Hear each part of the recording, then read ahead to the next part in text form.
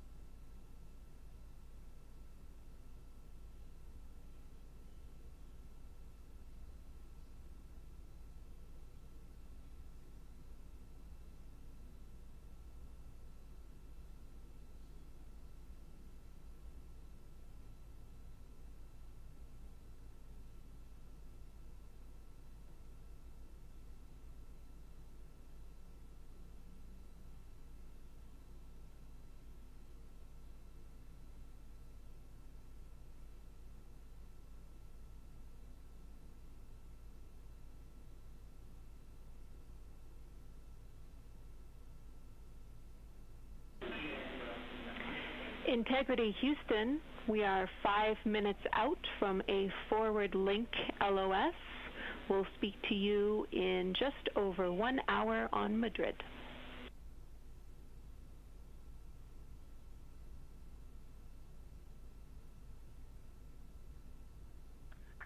We copy. If we need anything, we'll make calls on the blind for the next hour. Sounds great. Thanks, Reid.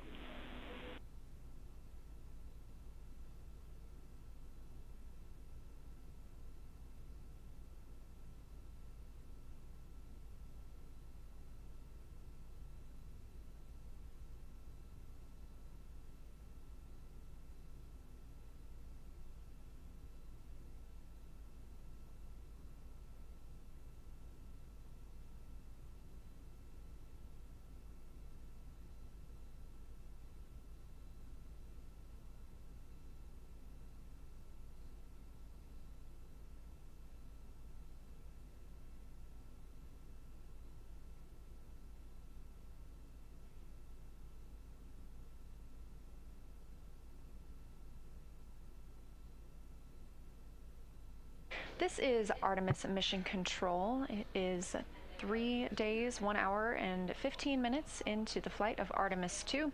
You just heard a call from Capcom Jenny Gibbons up to the crew on Orion. They won't be able to hear from us for about an hour. However, we expect to continue to get calls from them. We are on the Deep Space Network. This is also referred to as DSN, and this mission is the first time in over 50 years that humans have been using this network. On your screen, a live view of the Orion spacecraft looking at the moon, our destination, now 96,575 miles away.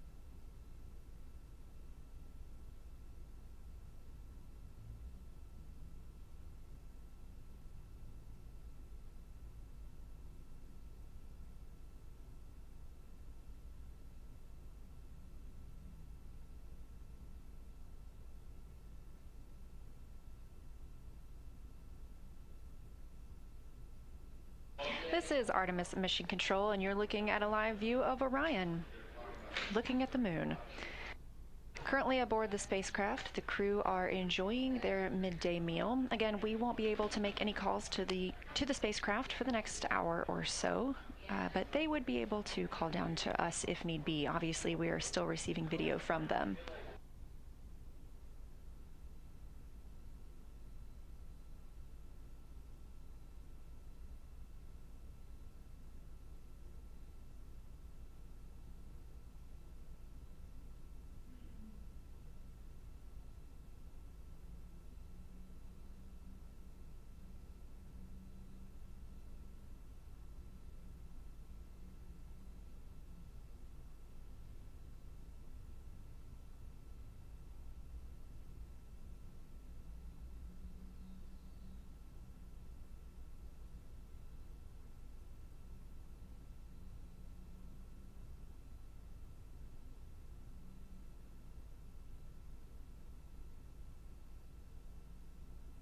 Still to come today for the crew aboard Orion is the manual piloting demo.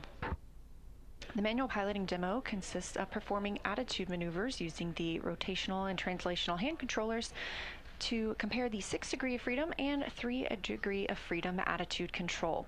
This will be the second time the crew has had the opportunity to pilot Orion themselves. Victor Glover, NASA astronaut and pilot on the Artemis II mission, manually flew Orion on flight day 1, shortly after launch when the spacecraft separated from the interim cryogenic propulsion stage. This was called the Proximity Operations Demonstration, and during that approximately hour-and-a-half window, Glover commanded the spacecraft to approach and make small translational maneuvers around that ICPS. There is a faux docking target on the ICPS, which has now been disposed of. This was a test to allow the crew to practice flying the spacecraft and give reports back to the ground on how Orion flies manually, all in preparation for our future missions to the moon, during which we will need to dock to a lunar lander.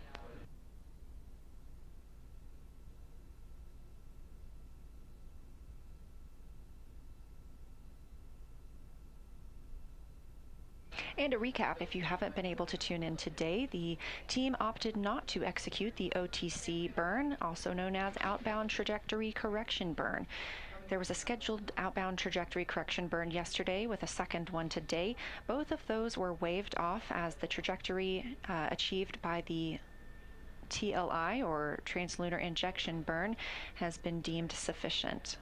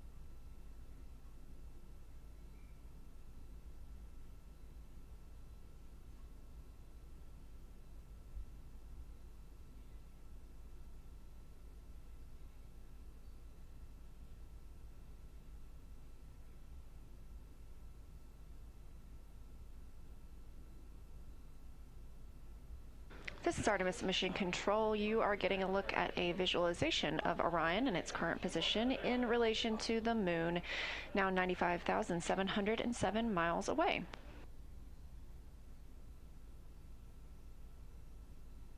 We are in a forward link LOS with Orion, meaning we cannot contact the crew members. These are planned and tracked loss of signal, but they could call down or contact us if need be. However, they are in their midday meal.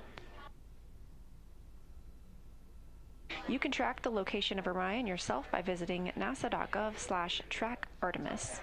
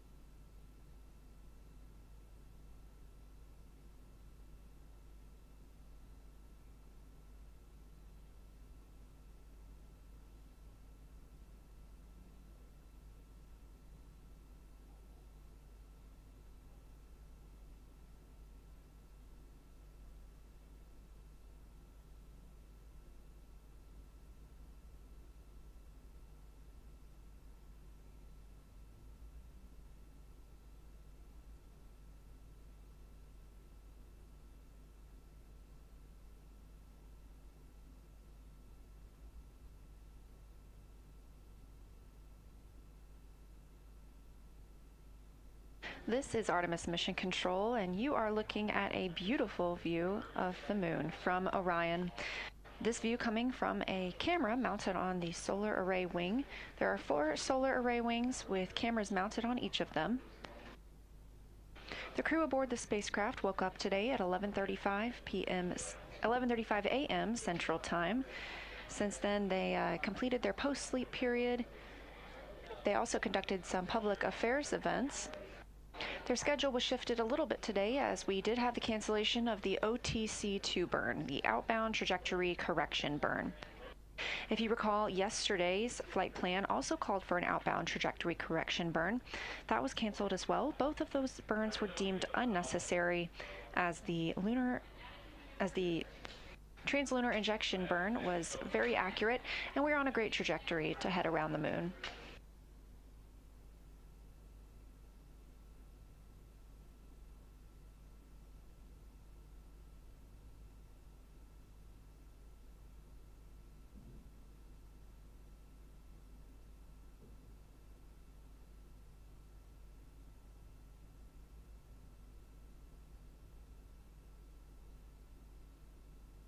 Canceling the OTC-2 burn today also allowed the team some flexibility on the timeline to maneuver Orion into a different attitude, positioning a primary vent valve in the sun, which helped to loosen up some ice around a vent valve that is used for the wastewater dump.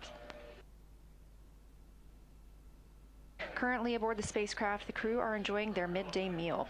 They are in a forward link loss of signal, meaning we cannot contact them at this time. However, they could contact us if needed. These loss of signal periods are maintained and tracked here on the ground, and we expect to regain that in about 30 minutes. The Orbit 1 team is currently on console, led by Flight Director Jeff Radigan. You could probably hear some background noise as the Orbit 2 team is starting to filter in the room and transition into their role for the day.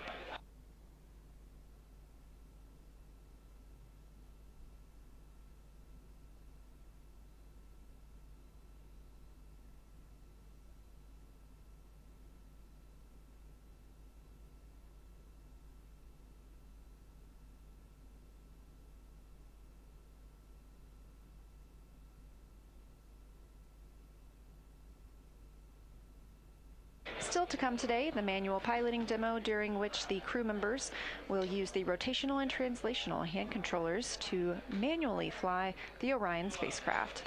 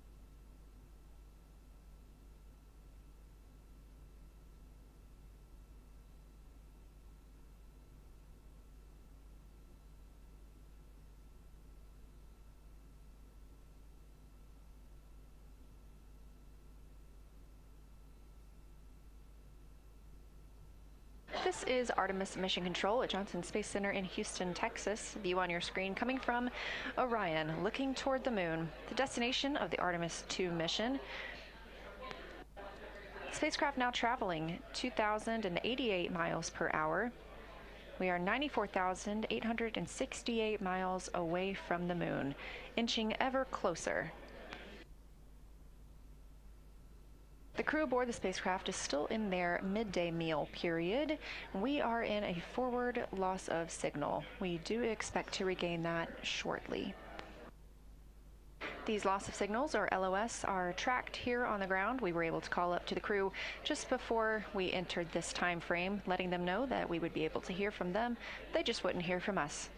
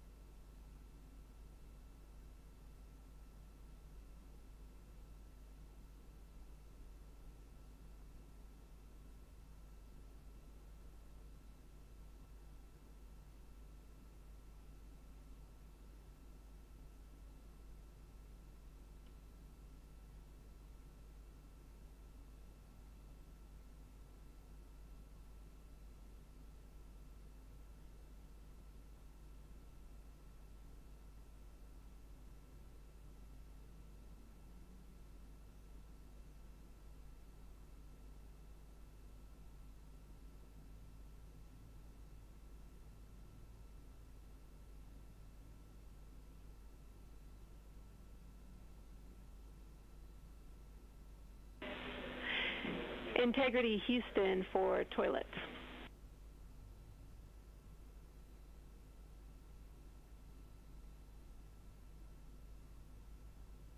Go ahead, James. Hey, Reid, we are working a plan to do another dump prior to the manual piloting DFTO. I'll have more words for you on that shortly, but I wanted to give you a last call for the use of toilet before we get into that. Again, toilet is still no-go for urine use, but I want to give you a last call for fecal use as well.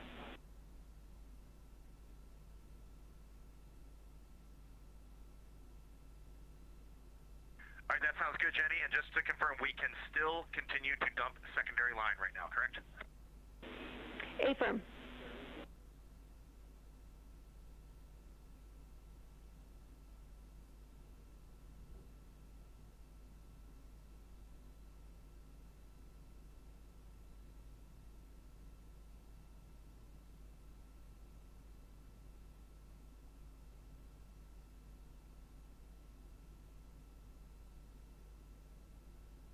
And James, what is preferred for you on the DFTO? You want CAPCAM 3 or you want HHB or both?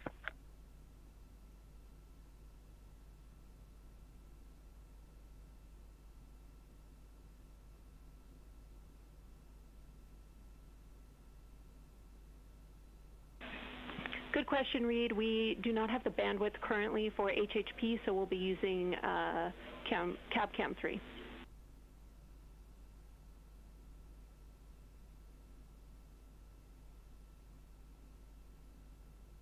Okay, sounds good.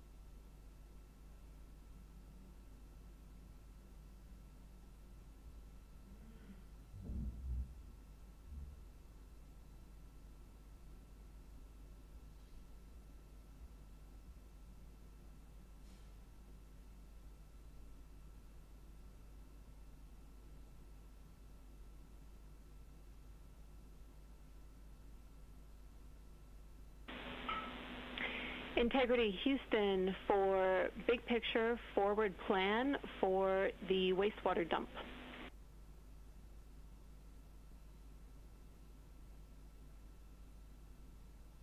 Go ahead. Hey Tina, as you know, this is a big issue that we want to work toward resolving. So we are going to set up a wastewater dump on the primary line starting now. And we would like at least one crew member to be looking out the window and reporting what they see. Our intent here is just to have that vent open, and we will leave it open until either we reach a minimum quantity on the tank, we have no flow, or we hit a 3-hour limit.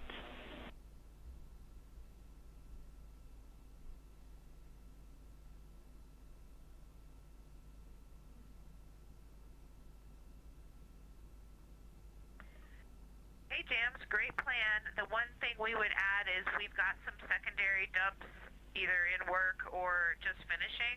So in order to assess what's coming out of the primary, we recommend waiting a few minutes for that. We can let you know when it looks pretty clear, if that sounds okay. Yeah, Tina, that sounds reasonable. How long do you expect that to take?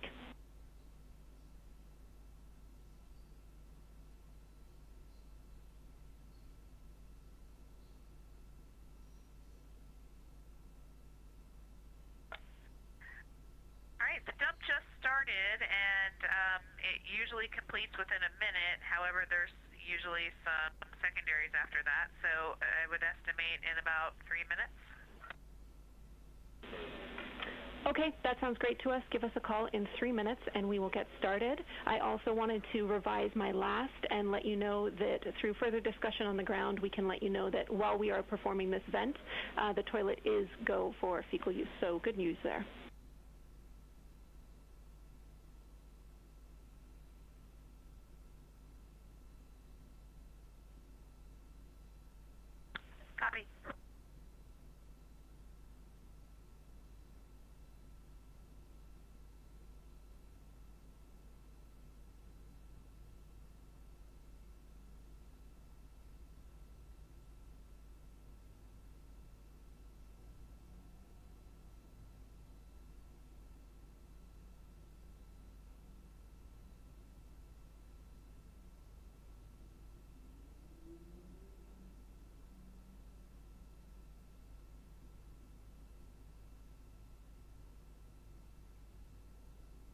This is Artemis Mission Control. Here in Houston, Texas, you've got a view of the flight director, Jeff Radigan.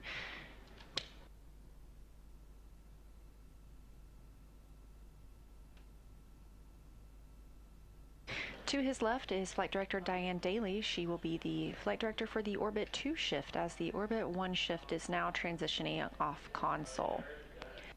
Down to the bottom of your screen, at the very bottom, is Jackie Mahaffey. She's the crew's trainer for this mission, and she'll be serving as Capcom. And to her left, CSA astronaut and Artemis II backup Jenny Gibbons. She's been the Capcom for the Orbit 1 shift, speaking with the astronauts. You just heard them discussing the next wastewater dump opportunity. This has been something the team has been troubleshooting today. They're looking to empty this line that they anticipate or they understand was blocked by ice. The spacecraft is still in a good configuration, and this doesn't have any mission or lunar flyby impacts. We are now 3 days, 2 hours, 24 minutes into the Artemis II mission. However, we are referring to this day as Flight Day 4.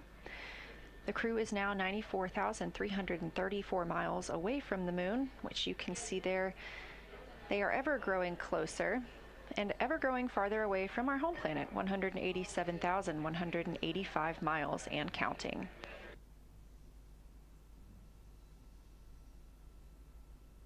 As the Orbit 1 and Orbit 2 teams continue to conduct their handover procedures, I'll also be handing over the Public Affairs console to my friend and colleague, Anna Schneider. Really enjoyed being with you here today. The Orbit 1 shift will be back tomorrow, and of course, our astronauts are still working throughout the day, and our stream is still live 24/7 on NASA's YouTube.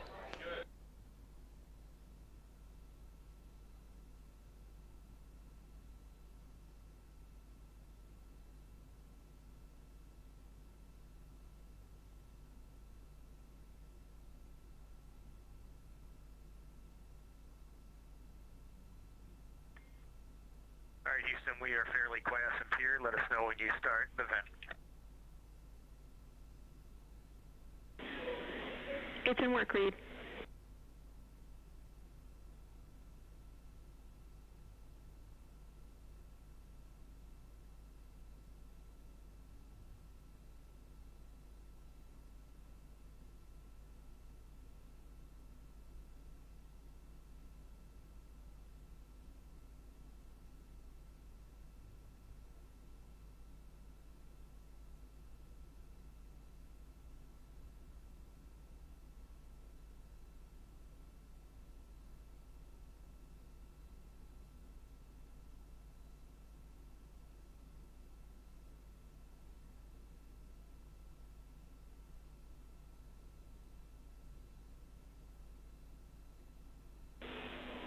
Integrity crew, the vent valve has opened.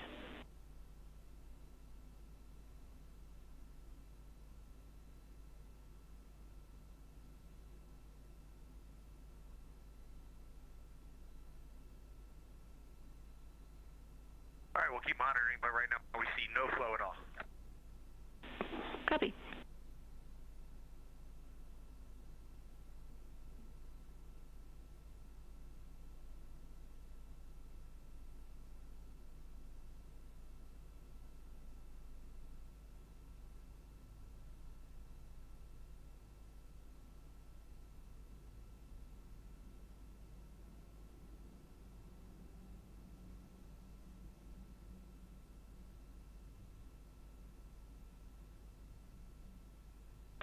We heard one little chug deep down beneath us, and now we are getting some spurts with some increasing force, so let's just keep open here.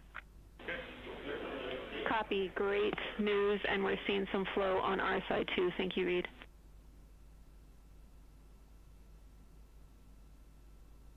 Yeah, you got four crew members rooting for Max Blizzard, and we have a good view out the window. It looks like it looked when we started the mission, so that's a good sign. Great news. I wanted to keep the mic so you could hear a clap there.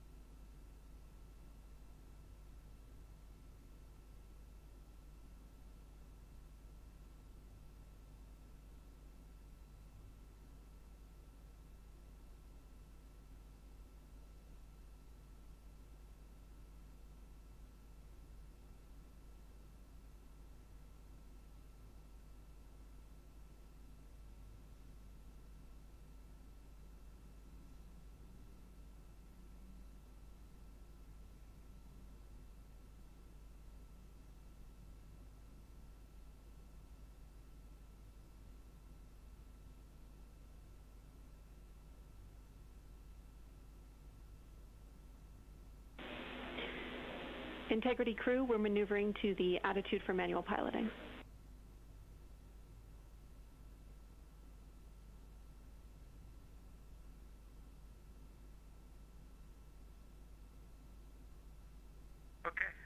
Okay, integrity copies.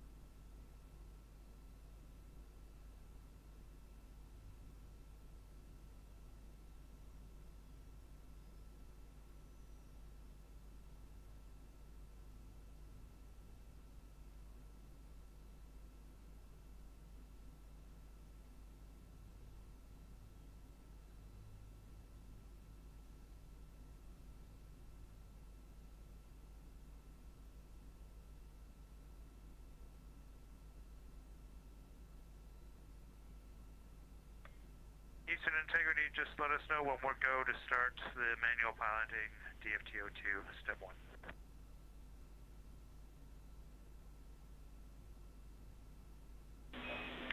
All right, Integrity crew, you are go to start the manual piloting DFTO. We are going to come on board with CapCam 3. And when you perform this DFTO, we are happy to take 10 degrees rotation in all axes instead of 15 if you like. We will also happily accept all pilots that we have time for. Let us know how she handles.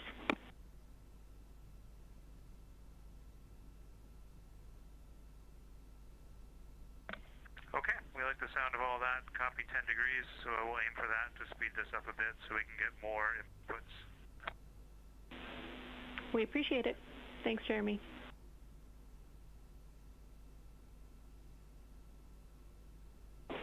And crew, we're on board with you through CapCam 3.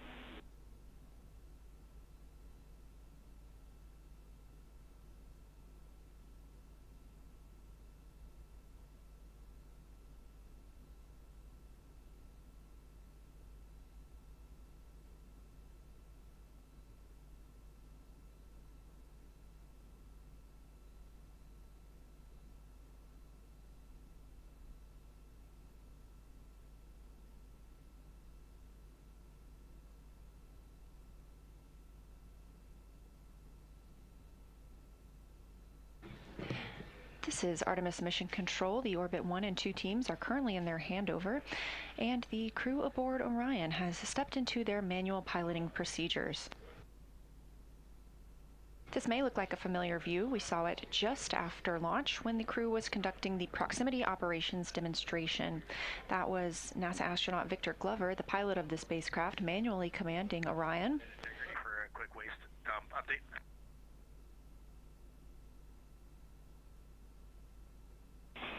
We'll take it.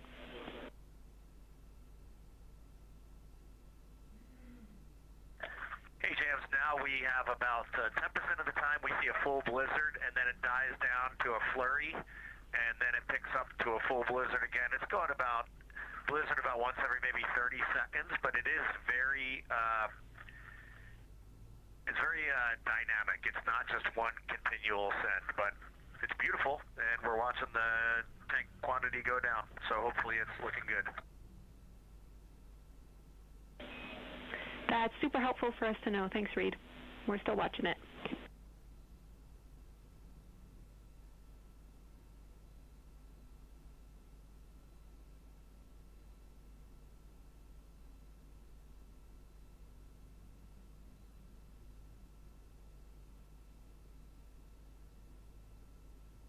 And Houston integrity, it's not in the procedure, so we just want to double check. But we're going to do this DFTO in DAP mode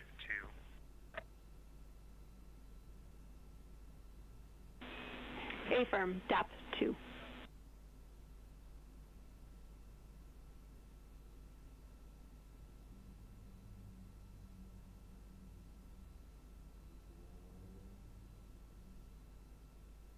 Heard some words from Commander Reid Wiseman discussing the wastewater dump currently ongoing. We had a view of that from outside the cabin. We are back inside Orion right now, preparing for the manual piloting demonstration. On the left side of your screen is Canadian Space Agency astronaut Jeremy Hansen, and to his right, NASA astronaut Christina Koch. During this demonstration, the crew will be able to manually pilot Orion once again and test its 6 degree of freedom and 3 degree of freedom. If you look closely in the background, you can see NASA astronaut and pilot Victor Glover filming part of this demonstration.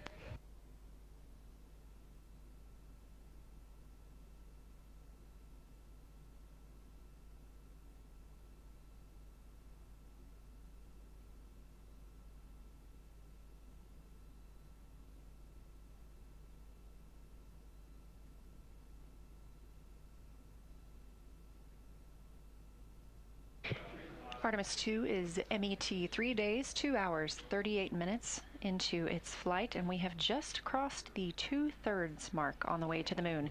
Now 187,633 miles away from our home planet of Earth, 93,890 miles away from the moon.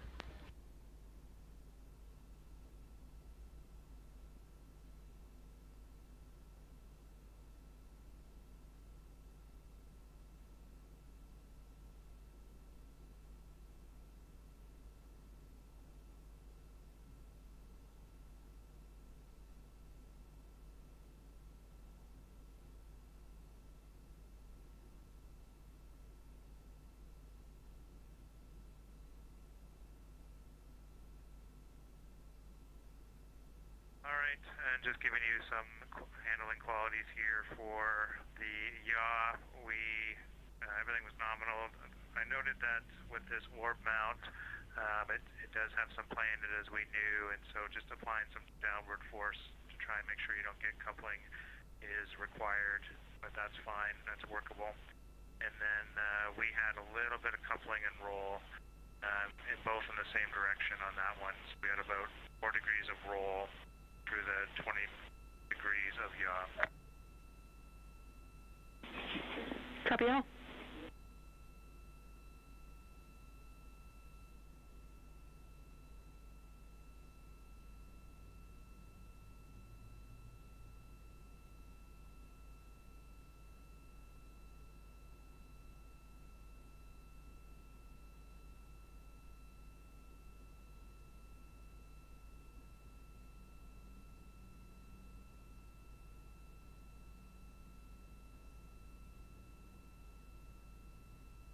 Okay, and we're still just completing the pitch maneuvers, but we're not picking up any coupling for the pitch. And the vehicle is very responsive at nulling out the half degree per second. It's almost instantaneous. Copy.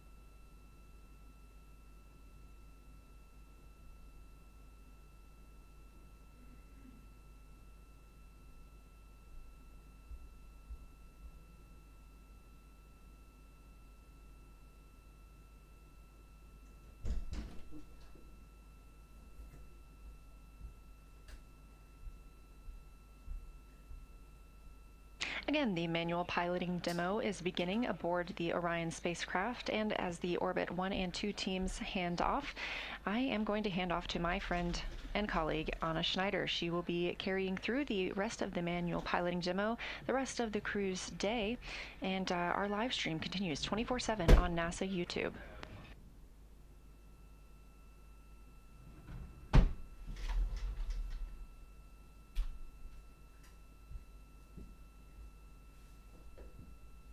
Okay, Houston, for the roll, the only thing I noticed is I had a little coupling in the roll right in yaw, and was able to compensate for that in the roll, or in the roll left. Didn't have any coupling in the yaw. I think we're just getting used to the orb mount too.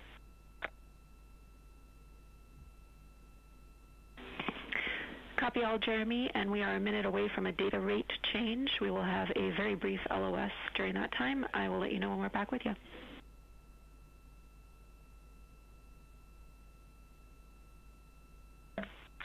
Okay, copy that.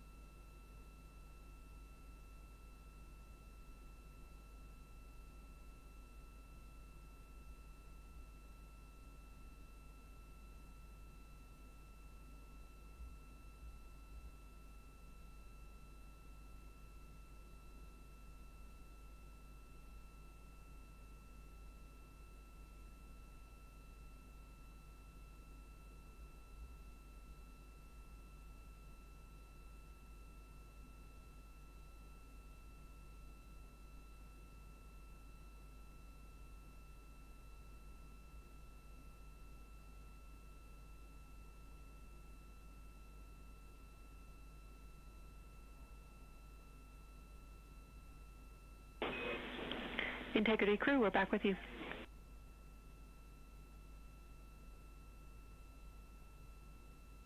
Okay, we just finished the 3 DOF maneuvers. The rates all seem the same. The response seemed the same. It is difficult to tell whether you might have some cross-coupling from the RHC or if it's from the vehicle, but we were pretty convinced in the last roll one that the coupling that showed up, which was 4 degrees, was coming from the vehicle and not the RHC.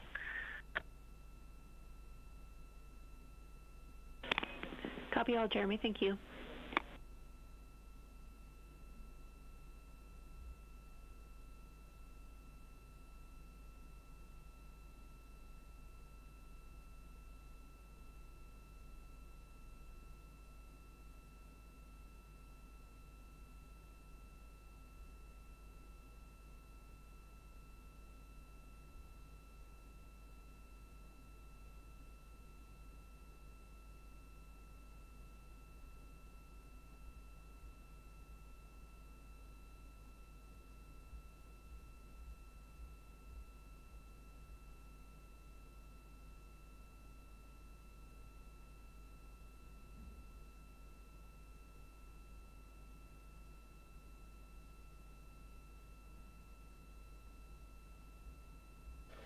Good evening from Mission Control Houston inside the Artemis Flight Control Room. I'm Anna Schneider with NASA Communications, and the Orbit 2 team of flight controllers has recently come on console and has completed their handover with the Orbit 1 team, who are wrapping up their shift. The Orbit 2 team this evening will be led by NASA Flight Director Diane Daly, and the Capcom or capsule communicator will be Jackie Mahaffey.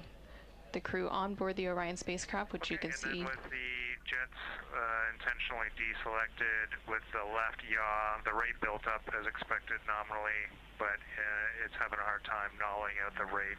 So it's almost there now, and we've got 7 degrees of yaw before it nulls the rate.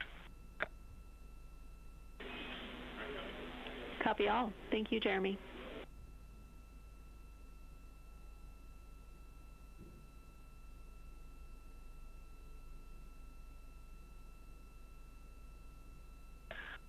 So the vehicle overshot by 7 degrees once it was released from the yaw left, and then it built up very slowly, built up a rate, and it looks like it's trying to take it back to where the RHC was released, but it's overshooting again.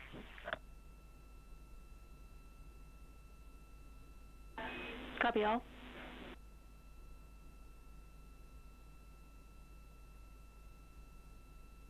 Yeah, and during that maneuver, we haven't maneuvered back to center yet. We developed 5 degrees of roll left and 5 degrees of pitch up. And then when it built up a rate to try and look like it tried to go back to where the RHC was released, it went back to 355 instead of 350. So just to read all that down, we commanded a left yaw until we saw 350 yaw. It went to 343, and then it went back to 355 before it nulled all the rates. And now we'll put one in, and we'll just take it back to 0. Very good. Thanks, Jeremy.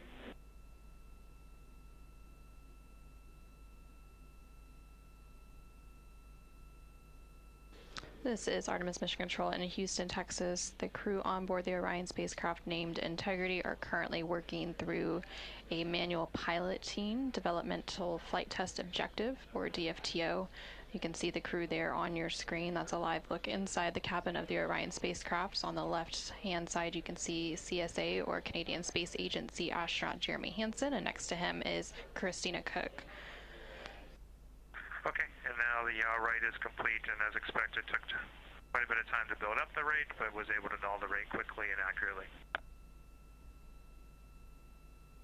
Copy all.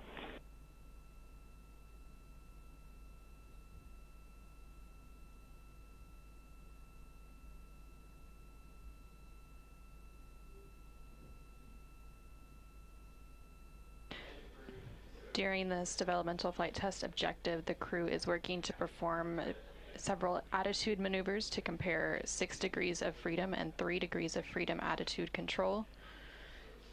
6 degrees of freedom refers to the 6 ways that a spacecraft moves. There are 3 translational degrees of freedom. During the pitch checkout, there is no perceptible change in performance. It's able to build the rate quickly and null it out quickly and accurately. Excellent. Thanks.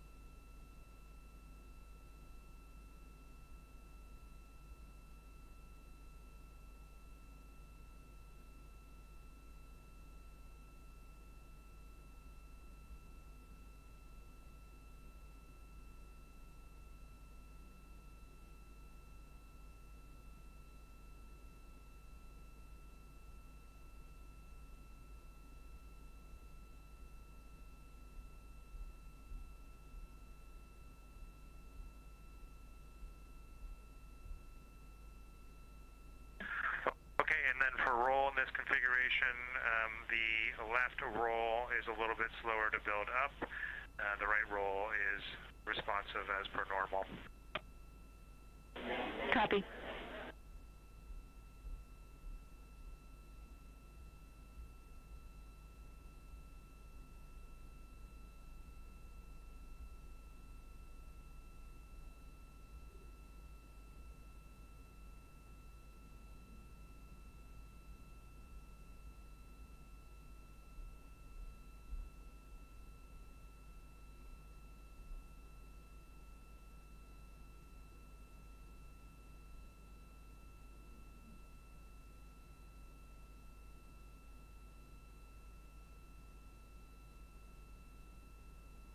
And Jenny, we are going to switch pilots now. This will be myself in the seat and making comments. Copy. We're following the swap. Thank you. And currently on your screen, you can see CSA astronaut Jeremy Hansen and NASA astronaut Christina Koch swapping places as they continue through the manual piloting developmental flight test objective. Again, they are performing several different attitude maneuvers to compare 6 degrees of freedom and 3 degrees of freedom attitude control on the spacecraft. 6 degrees of freedom refers to the 6 ways that a spacecraft moves. There are 3 translational degrees of freedom: forward, backward, up and down, and left and right, and 3 rotational degrees of freedom, which are roll, pitch, and yaw.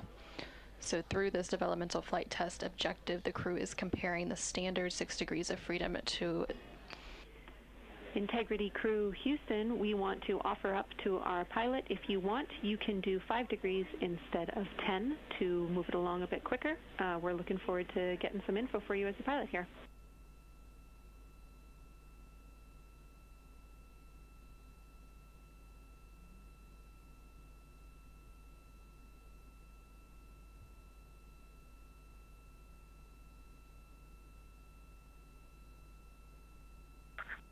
Okay, we copy that.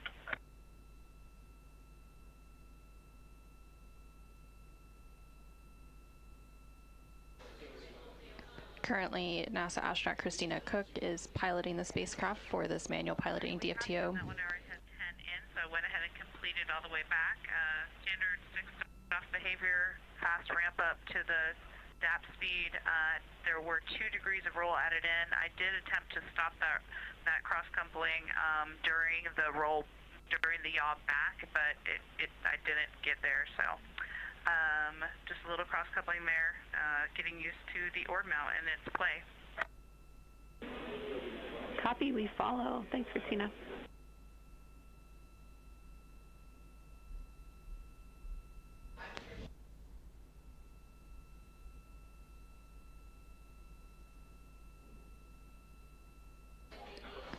and this is Artemis Mission Control. So through this developmental flight test objective that you're watching them complete on your screen, they are working to compare the standard 6 degrees of freedom to the degraded qualities of 3 degrees of freedom. In that case, it would mean the crew could only control the rotational axes of roll, pitch, and yaw.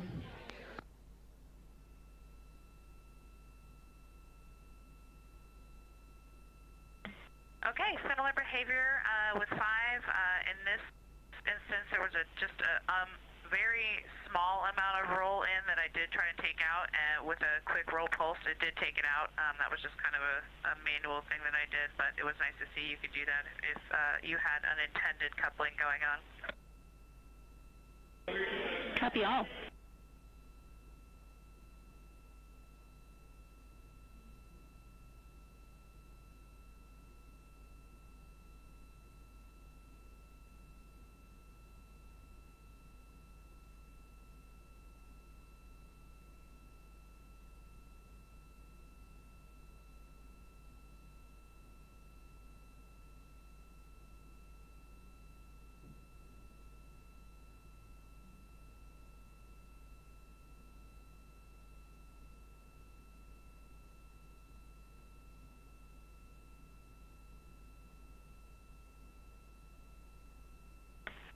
Okay, a similar thing with roll. Roll was definitely the most difficult for me to keep the yaw out coupling naturally, so I just kind of put some manual yaw in to undo the coupling there, but similar 6-off performance. Excellent. Thank you, Christina. And just for your information, we are comfortable going a little over on this activity. Our schedule allows for it today, and we're getting a lot of good info from you. So we'll have you continue to the end of the DFTO.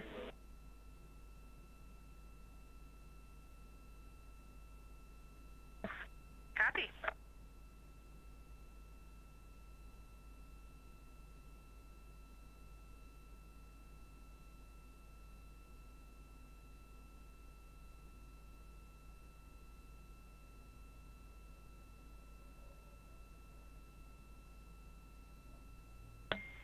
Negligible change in 3 DOF with the yaw. Copy.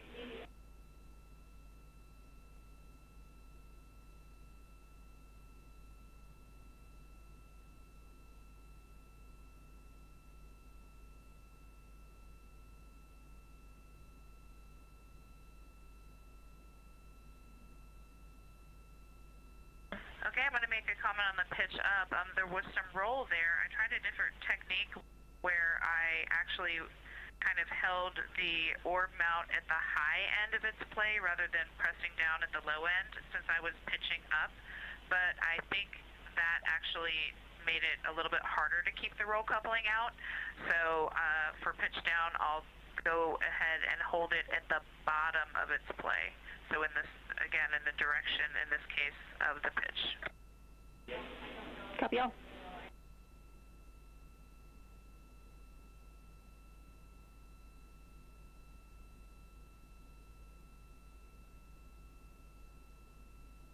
Okay, great performance in pitch, similar to the 6 DOF. Copy.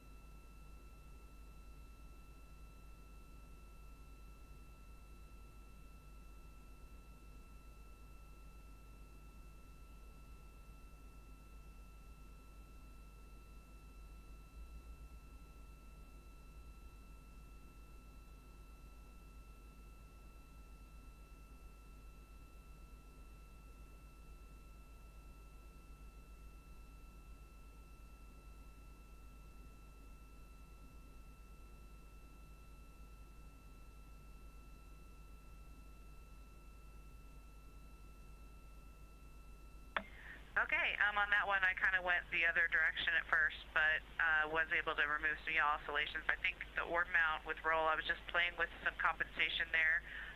like kind of actively using muscles to keep yaw in or from going. Mixed results, but it's good to try some of that actively. We like it. Thank you.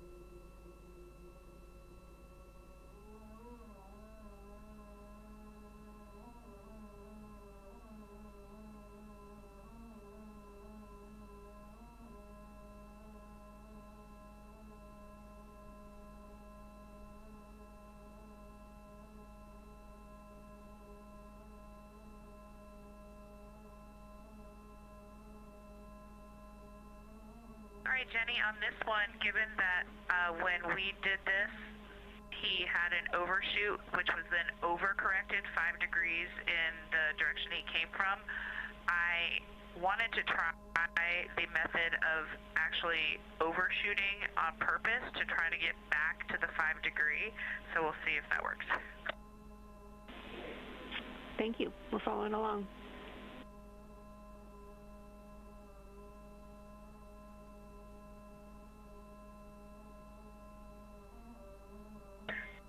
Houston, we have some Earth and Moon viewers here who are putting in requests for different motions so that they can see things in the window. We're seeing them in the camera views and we're enjoying it. Look at those scientists go.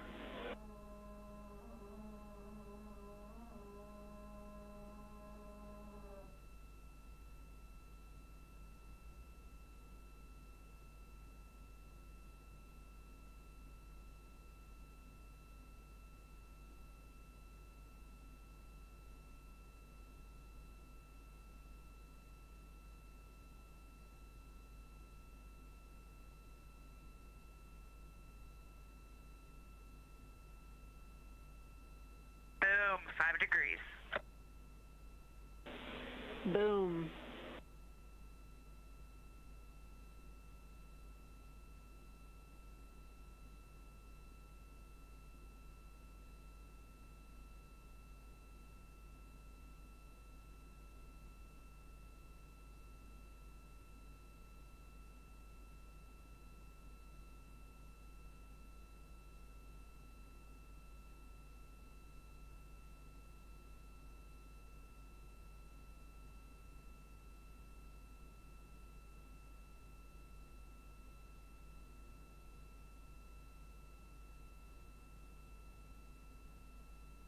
All right, Jenny, and that one, as expected, had a slow start, but then finished right when release happened, and was able to build up the full rate eventually. Copy.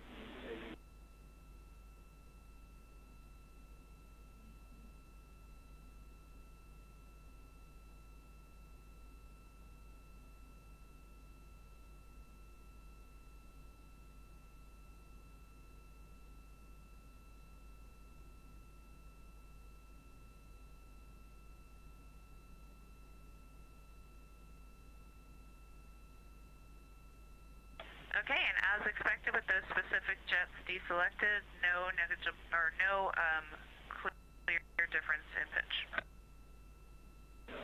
We copy.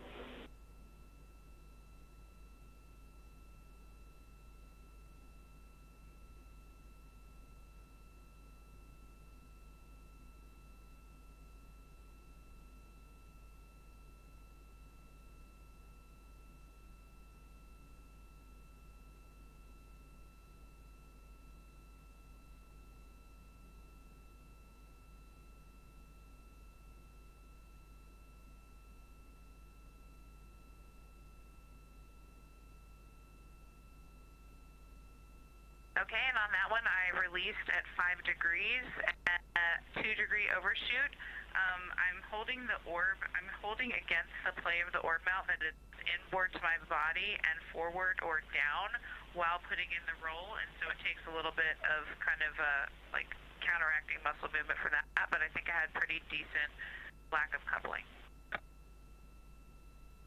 Copy.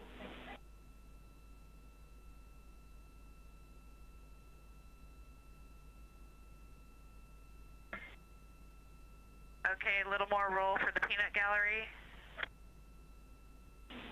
They love it.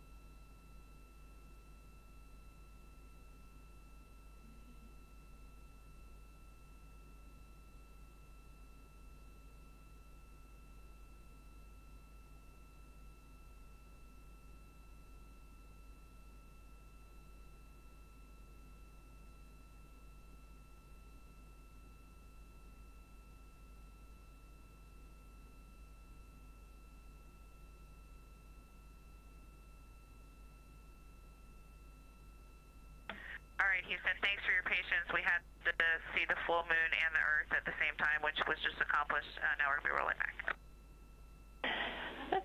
We understand and approve.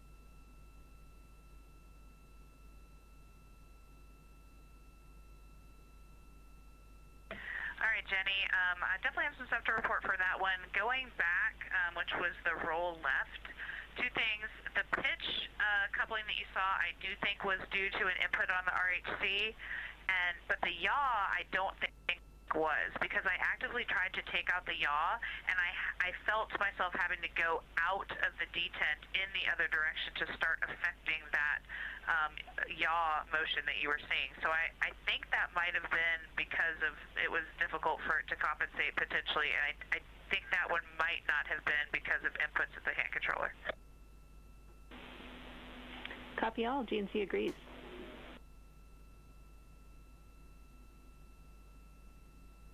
Rockin'. We see ourselves complete with the manual piloting, and we'll continue and close out the procedure if you agree. All right, Christina, we totally agree. And while we have you, we just wanted to give you one item for Jeremy's timeline. We noticed a conflict with his PPC and the filming for exercise and day in the life. So we just wanted to let him know that he can do the PPC early. We'll be ready to support that, and be mindful of when the filming starts at his discretion. Thanks.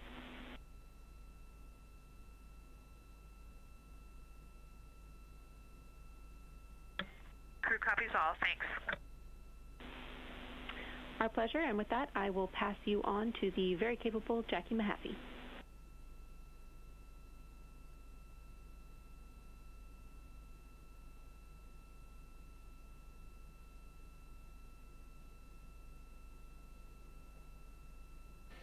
This is Artemis Mission Control in Houston, Texas. The crew has recently wrapped up their manual piloting developmental flight test objective. Thank you.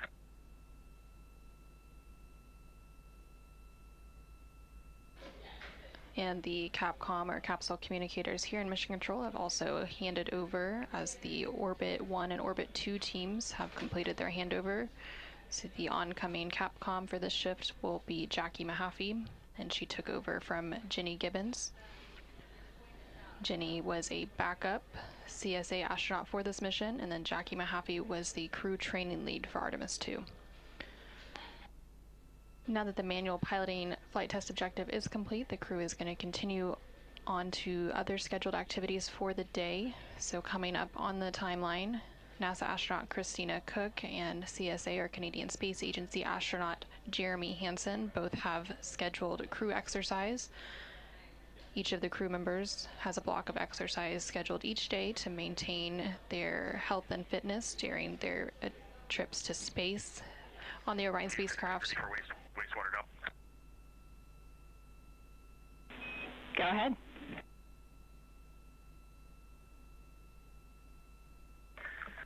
Hey, Jackie.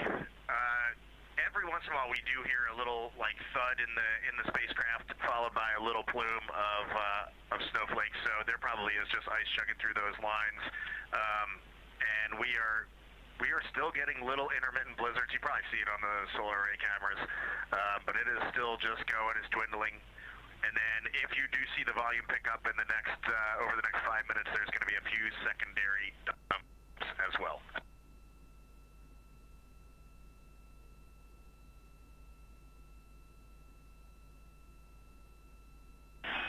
Reid, we copy all. Thank you for the insight.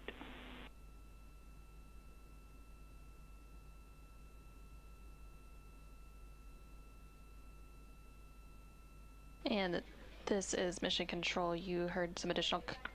And confirm you all have secured Cap Camp 3. Negative. Stand by.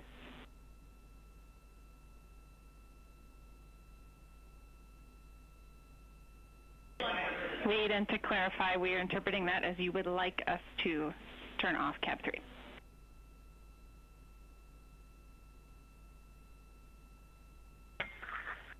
Yeah, that is a firm. We will let you know when that's in place.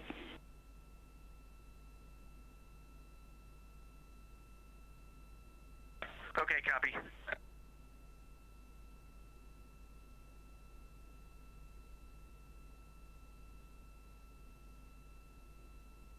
This is Artemis Mission Control. You're now seeing an exterior view of the Orion spacecraft. This view is coming to you from one of the solar array wing cameras. The Orion spacecraft has 4 solar array wings, and each of those has a camera.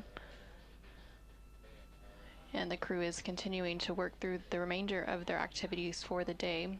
So in addition to the upcoming exercise for NASA astronaut Christina Koch and CSA, or Canadian Space Agency astronaut Jeremy Hansen, both NASA astronaut Victor Glover and Christina Koch also have a lunar flyby plan review coming up. And this plan review had already been completed earlier in the day by NASA astronaut Reid Wiseman and CSA astronaut Jeremy Hansen. And during this activity, each crew member is reviewing their lunar targeting package, which is the primary tool guiding crew observations during the lunar flyby on flight day 6. This package consists of 2 key components: the lunar geography review and the lunar targeting plan. Integrity Houston, we have only an external view of Orion.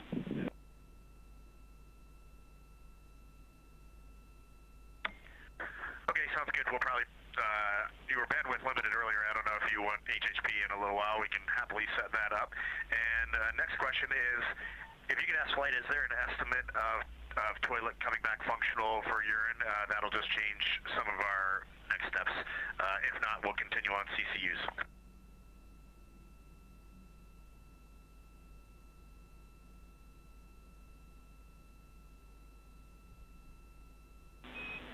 Reid, our goal for the toilet is to vent down to approximately 10%, and then we need to have a couple of discussions here on the ground, so you can expect a couple of hours before we would potentially give you a go for toilet use.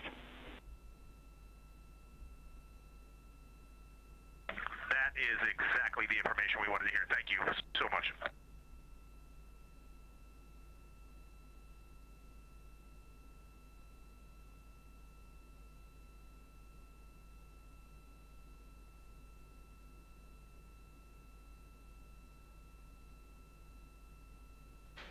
And you just heard some additional communication there between NASA astronaut Reid Wiseman and the Capcom, or capsule communicator here on the ground, Jackie Mahaffey, who you can see there on the bottom of your screen.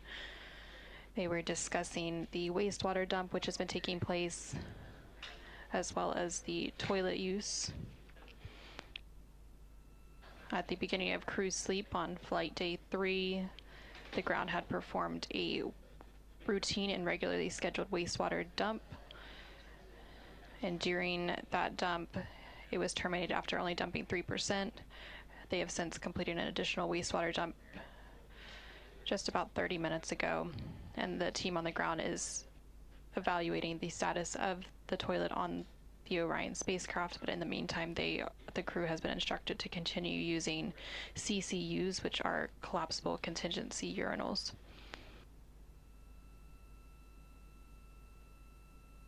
Houston Integrity, the DFTO procedure is complete.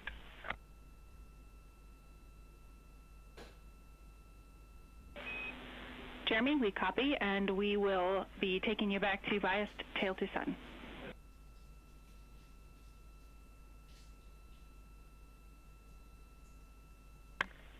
Copy that.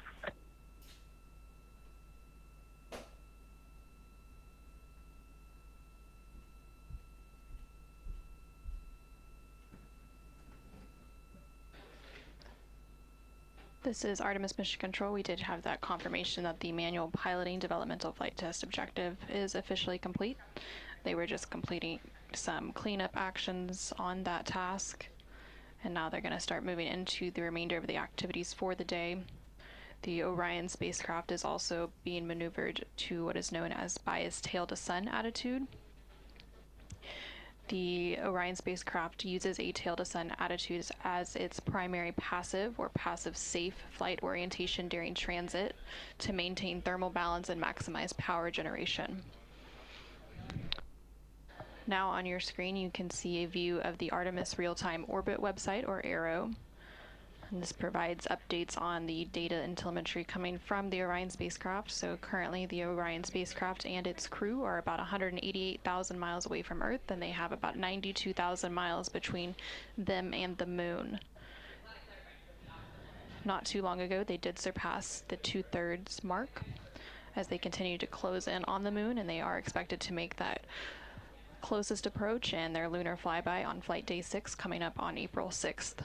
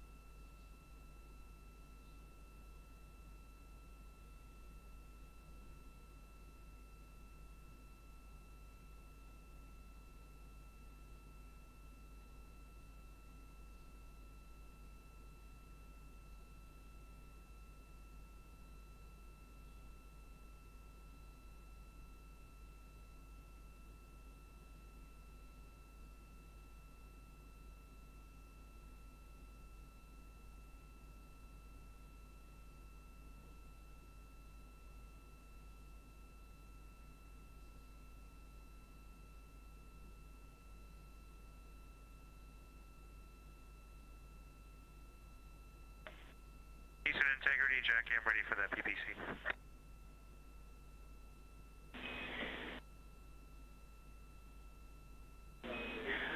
All right, they are dialing you now.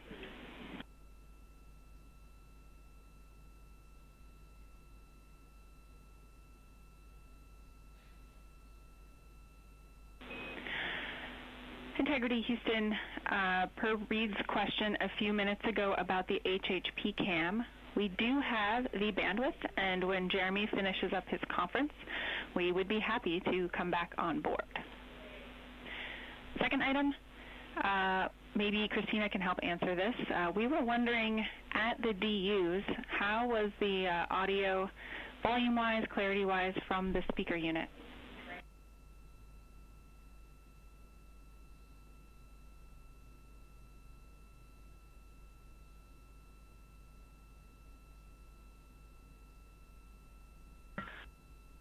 Houston, we copy the question, and we will get back to you shortly.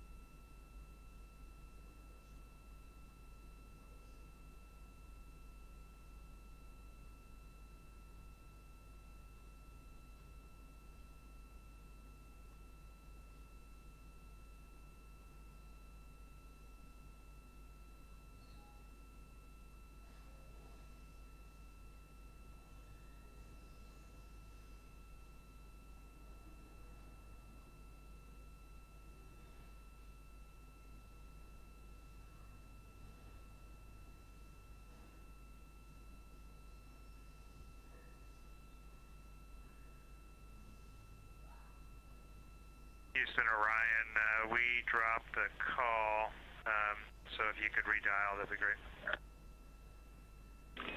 And work.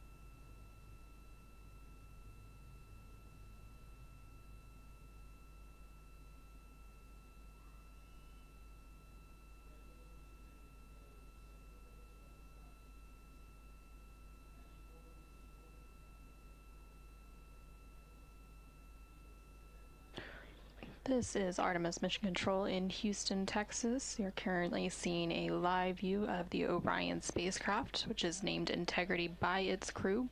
The crew currently on board the Orion spacecraft includes NASA astronaut Reid Wiseman, who's serving as the commander, NASA astronaut Victor Glover serving as the pilot, and the mission specialists are NASA astronaut Christina Koch and CSA or Canadian Space Agency astronaut Jeremy Hansen. The crew is currently awake and working through several different activities. Currently on the timeline, NASA astronaut Victor Glover is working on his lunar flyby plan review. And during this activity, the crew members are reviewing their lunar targeting package, which is the primary tool which will guide crew observations during the lunar flyby on flight day 6. Throughout the day, each of the crew members will have a chance to review that plan and ask any questions that they may have ahead of that lunar flyby. And so NASA astronaut Reid Wiseman and CSA astronaut Jeremy Hansen have already completed that flyby plan review, and then coming up a little bit later on the timeline, NASA astronaut Christina Koch will also have the opportunity to review that plan. The lunar targeting package that they are reviewing consists of 2 key components, the lunar geography review and the lunar targeting plan.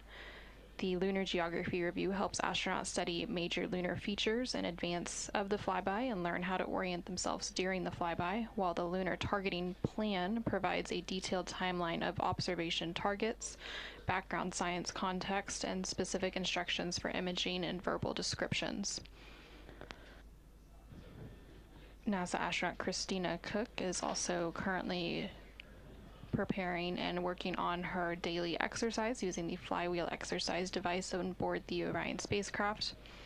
Each of the crew members has a block of time each day to complete that exercise, and the flywheel is about the size of an extra large shoebox, and it can support a variety of different exercises from aerobic to resistive exercise. And so after Christina completes her exercise block, CSA or Canadian Space Agency astronaut Jeremy Hansen will then complete his exercise as well, and then NASA astronaut Reid Wiseman will complete his exercise. NASA astronaut Victor Glover completed his exercise block earlier in the day prior to their midday meal. Towards the end of the crew day, CSA astronaut will also have a public affairs event with the Canadian Space Agency before the full crew goes into their private medical conference, which is a daily conference between the crew and their medical teams here on the ground, and then they will have a private conference with the flight director, who currently on console is NASA Flight Director Diane Daly, supporting the Orbit 2 shift, and then the crew will transition into their pre-sleep period, during which they perform some hygiene activities and also have a chance to eat their dinner before they prepare for sleep. And then once they go to sleep, that will round out the Flight Day 4 activities. And there on your screen, you are seeing a live look inside the Artemis flight control room here in Mission Control Houston. On the upper right-hand portion of the screen is the flight director console, so that flight director currently is Diane Daly, who is serving as the Orbit 2 flight directors throughout the mission. There are 3 shifts or orbits who provide 24/7 coverage and support to the crew and the Orion spacecraft for the Artemis II mission.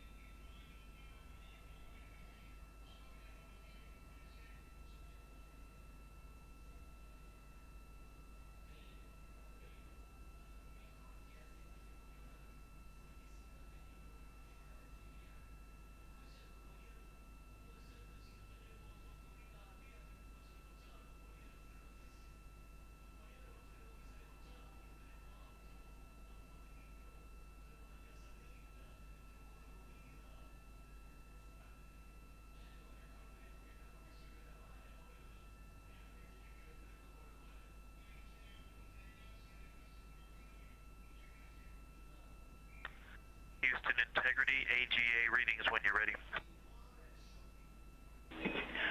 We are ready, and also arrays and ARS are in the planned config for exercise.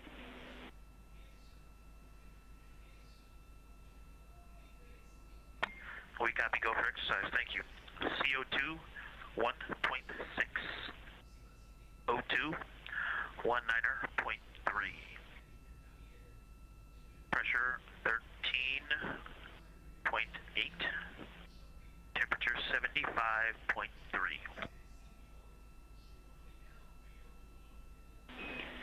Houston copies, and as a reminder, we are staying in a 2 ARS scrubber config for this exercise period, and we'll definitely want the intermittent, the scheduled AGA reading in between the 2 runs and at the end. If it's looking good, we're talking about whether we might want to stay in that config through the end of Reid's exercise.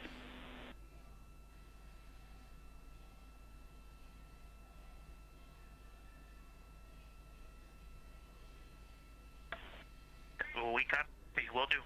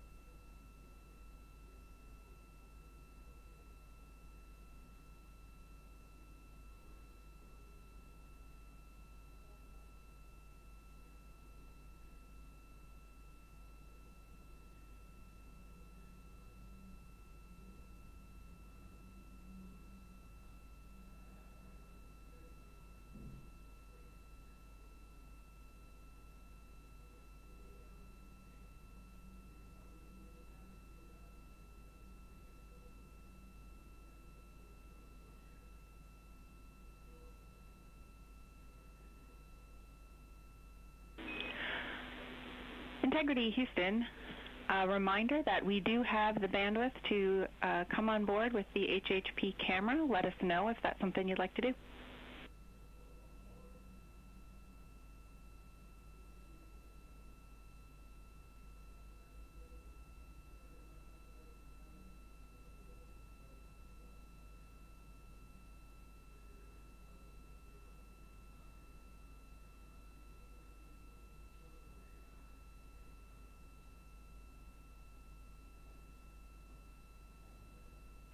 Houston Integrity, at this time we're going to hold off on doing the HHP camera just due to the things we're trying to manage right now, but we will get you on board as soon as and often as we can.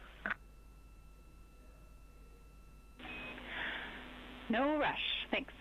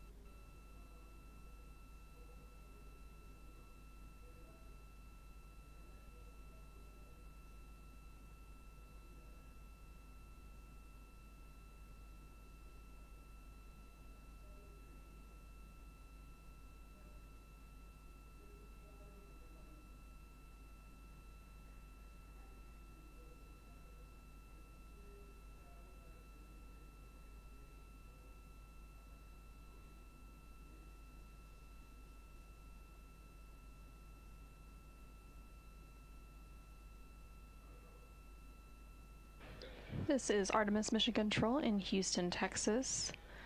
We are currently 3 hours and 48 minutes into the Artemis II mission. We are on the 4th flight day, following a liftoff on Wednesday, April 1st at 5:35 p.m. Central, 6:35 p.m. Eastern from NASA's Kennedy Space Center in Florida. You're currently seeing a view of the Artemis Real-Time Orbit website, or ARROW, which you can follow along with at nasa.gov/trackartemis. This visualization provides updates on the data and telemetry coming from the Orion spacecraft. Currently, Orion is about 189,000 miles away from Earth and about 91,000 miles separating the spacecraft and the moon. It's continuing to close in on the moon, and it is scheduled to have its closest approach and lunar flyby on flight day 6, which will be Monday, April 6th. Yesterday, during flight day 3, the Orion spacecraft did pass the halfway mark, where it became closer to the moon than the Earth. And then tomorrow on flight day 5, which will be April 5th, the Orion spacecraft will cross into the lunar sphere of influence, which is when the gravitational forces from the moon will be stronger than those of Earth. Currently, the crew on board the Orion spacecraft is awake, and they're continuing to work through the remainder of their activities for the day, which includes some blocks of exercise, as well as a lunar flyby plan review. Earlier in the day, the crew did complete a public affairs downlink event, and then 2 of the crew members have already completed their flyby plan review. There was originally a scheduled outbound trajectory correction burn. This was the second planned correction burn that ended up being canceled, as it was determined that it was no longer needed.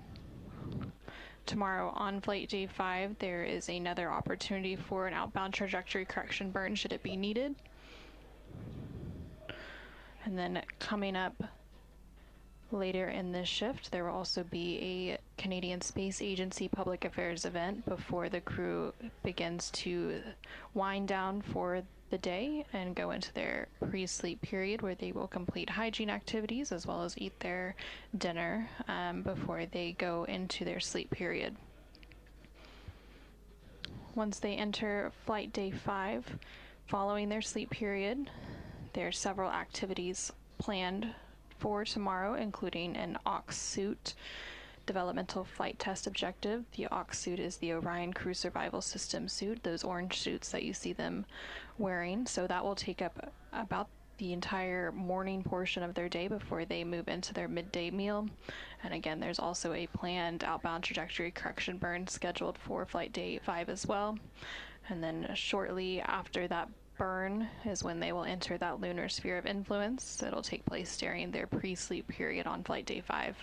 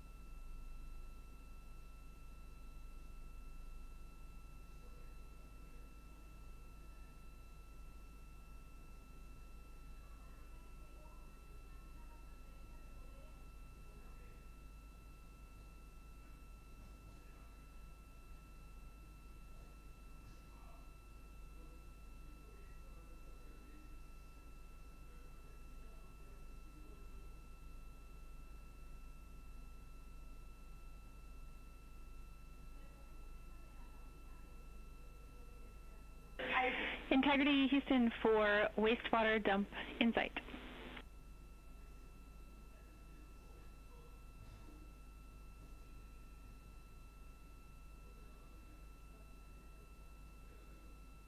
We're with you, go ahead. Hey, Victor, we are looking for the latest observations you might have on what the wastewater dump is sounding like and looking like.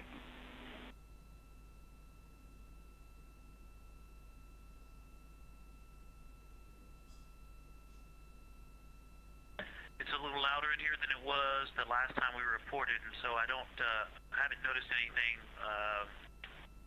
noise-wise, but visually it's going from a light drizzle to a moderate blizzard at about 5-second intervals, and they last for about at about 5 a second interval, but it still seems to be going strong.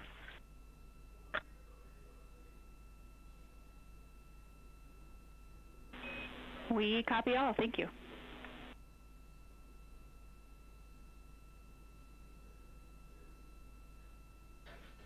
This is Artemis Mission Control in Houston, Texas. You heard some communication there between NASA astronaut Victor Glover, who is currently on board the Orion spacecraft, and you're seeing a view of the exterior of the Orion spacecraft in the upper left hand of your screen there.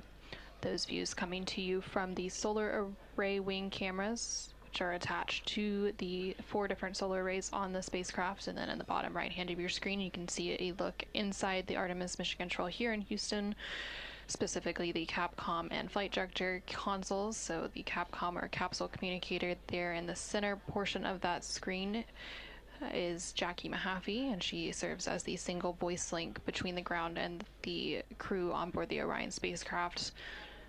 They were having some additional conversations about the Universal Waste Management System, which is basically the space toilet on board the Orion spacecraft.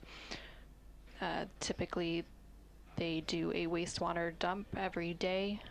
There were some issues with that wastewater dump at the end of flight day 3 that they've been working to troubleshoot throughout the day, and so they've been performing an additional wastewater dump for the past hour or so, and so they're just providing some updates on the status of that activity.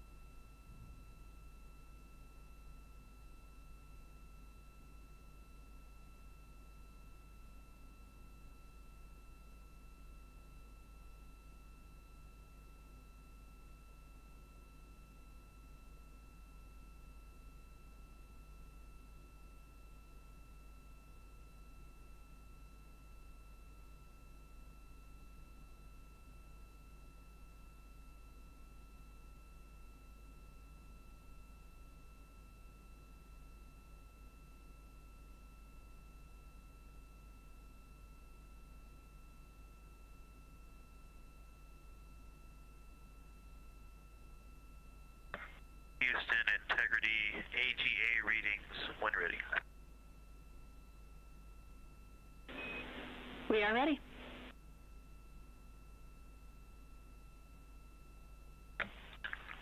CO2 1.8, O2 20.1, 13.95 psi, 76.1 degrees.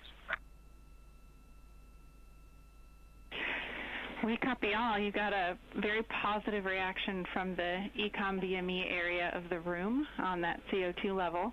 And reminder, although I'm not sure it'll be needed, pay attention if you're feeling any symptoms of a rising CO2 and report those as well.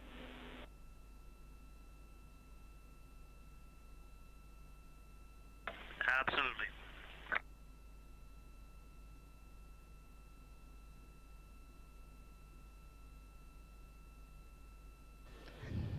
This is Artemis Mission Control in Houston, Texas. You heard some communication there between NASA astronaut Victor Glover, who is serving as the pilot on board the Orion spacecraft as part of the Artemis II mission, and the Capcom or capsule communicator here in Mission Control. They were discussing some recent AGA or anomaly gas analyzer readings.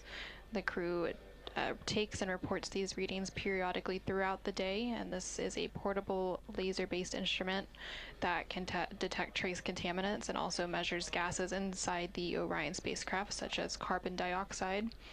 And the Capcom or capsule communicator here in the room mentioned some reactions from a couple of consoles here in the room, and that was the EECOM and BME consoles. So EECOM is the Emergency Environmental and Consumables Manager, and they are responsible for the internal thermal control systems, air and water supply, and purification systems on board the Orion spacecraft.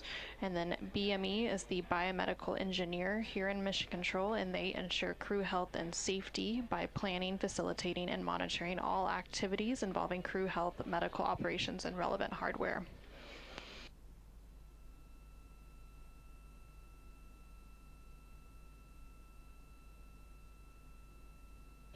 And there's a full view inside the Artemis Flight Control Room here in Mission Control. That EECOM console that I was referencing is in the left-hand side of your screen towards the back of the room. And you can see all of the other various flight control positions here in the room. And the upper left-hand corner of your screen is the ground control console, or GC. And behind them is the science officer. So the science officer is responsible for the science taking place on the mission, specifically the lunar science. Question on exercise timing. We would really love it if we didn't have to wait 15 minutes between crew members, but let us know.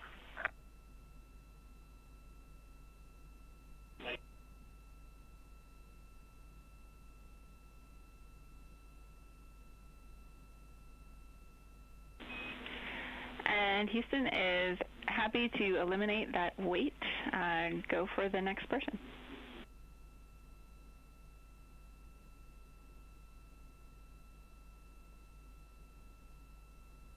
Awesome, thank you.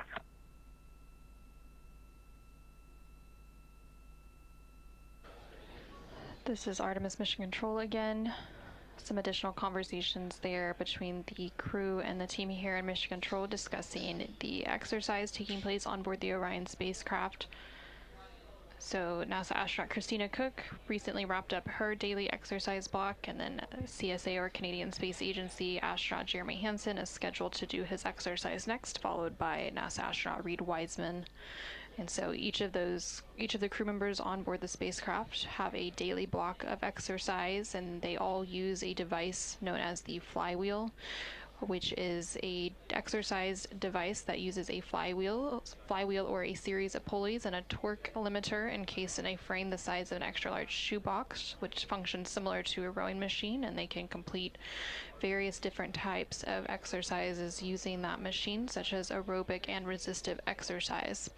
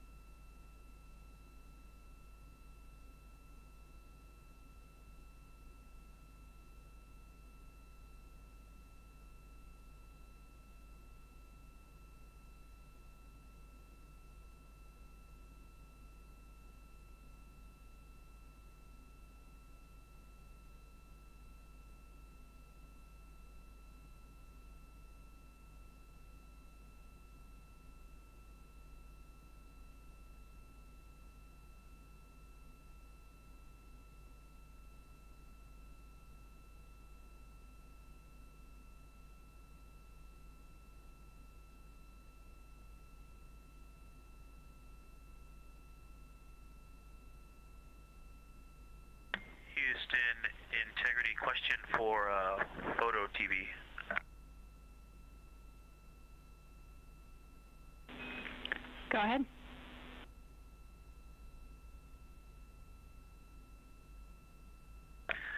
Actually, it's two questions. The first question is 7 gigs too big of a video to downlink? And second question is, did you all get the window DFTO videos?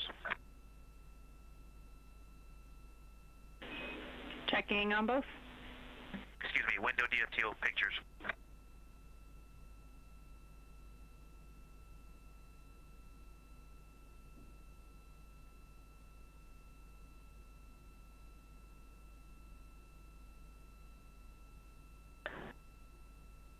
And then, Jackie, if you could pass along a message to the team analyzing those videos about the window DFTO, let me know when you're ready to copy. Ready.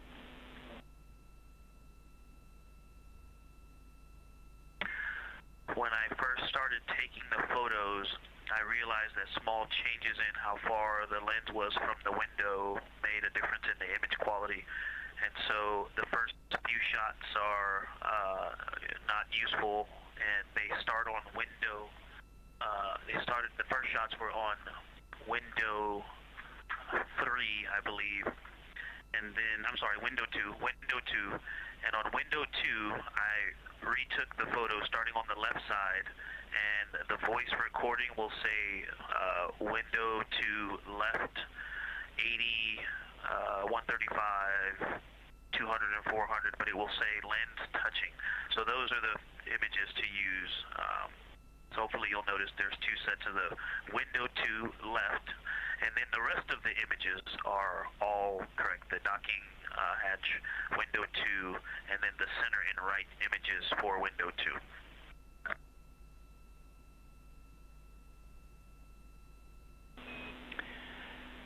We copy all. Thanks for the insight.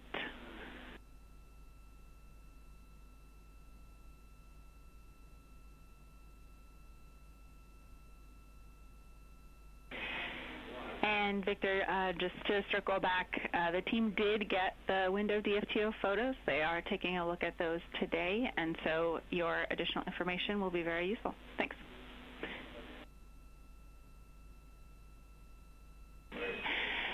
And to the first question about the 7 gigs for video size, we can give that a shot via optical comm overnight tonight.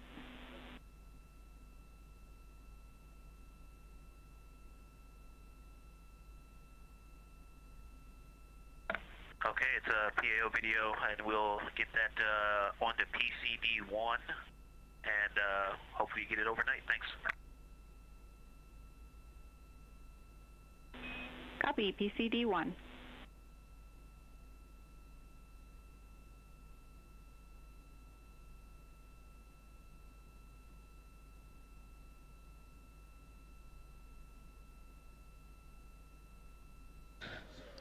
This is Artemis Mission Control. Some additional communication there from the crew, namely NASA astronaut Victor Glover, who was discussing a couple of different things. The first one related to some images that were captured as part of a window optical quality developmental flight test objective. Hey Jackie, that video is nothing special. It's just some routine cabin shots. All the other cameras were used, so I used an iPhone at lowest res, and it just made a large file. Sorry about that. We'll fix it tomorrow.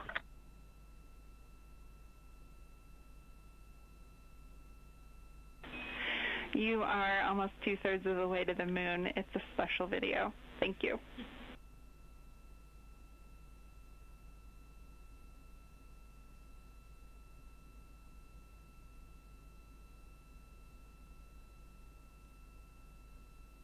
The window optical quality DFTO was completed during flight day 3, and it involved the crew taking images at varying focal lengths of subjects such as the Earth or the Moon in order to evaluate window optical effects on imagery.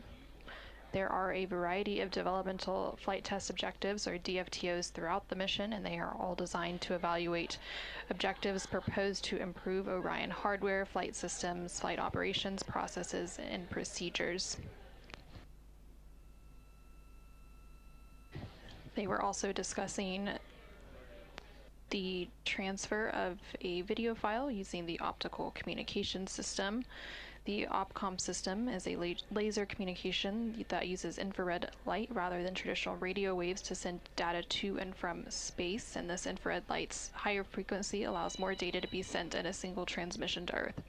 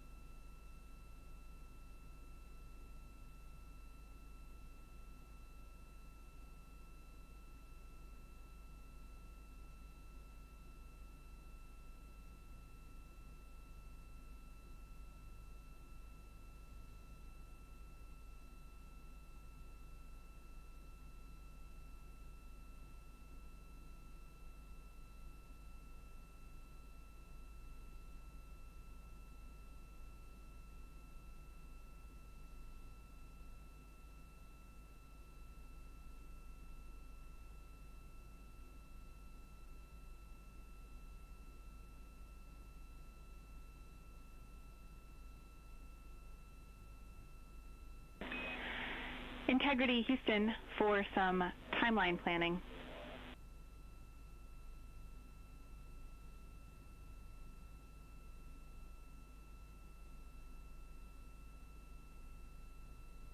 First, we're going to give you AGA readings as we just swapped numbers. We are still looking at CO2 at 1.7, O2 at 19.9, and cabin temperature at 76.0.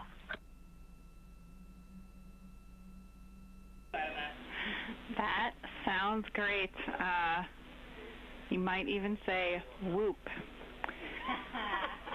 With that, big picture on timeline, we've got, we're talking about two modifications related to the opportunistic lunar imaging. The first is that we want to deconflict that event with the PAO event so that we've got a solid, calm, confident PAO attitude.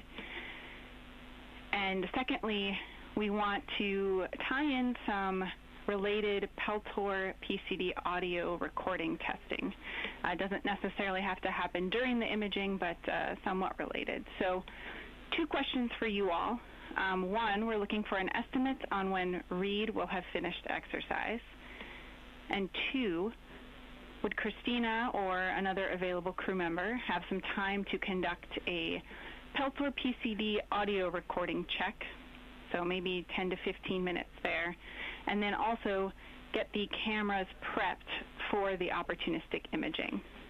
That way, if we can get it in before the PAO event, we might try to do that.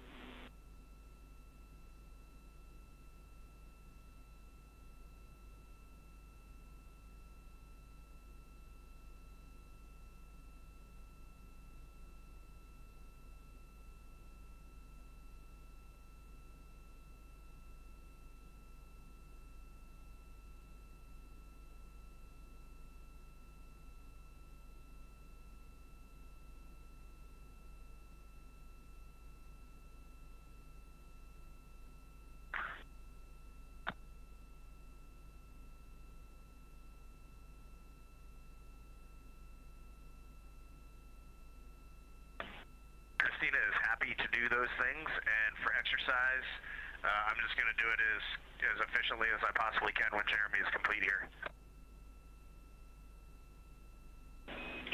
Okay, that sounds great. For your awareness, we're looking to get in at least 10 minutes in the lunar science imaging attitude prior to the PAO HD test at 05:35. And Christina, when you're ready, I've got some instructions for you on the Yeah, to me, that's a much higher priority than my exercise. Get in the attitude, and then if I can knock out some exercise later today, I will. Yeah, Reid, there's some setup to get ready for it anyways, so you're completely good to start exercising now, and if we have to cut you off a little early, it sounds like you won't mind.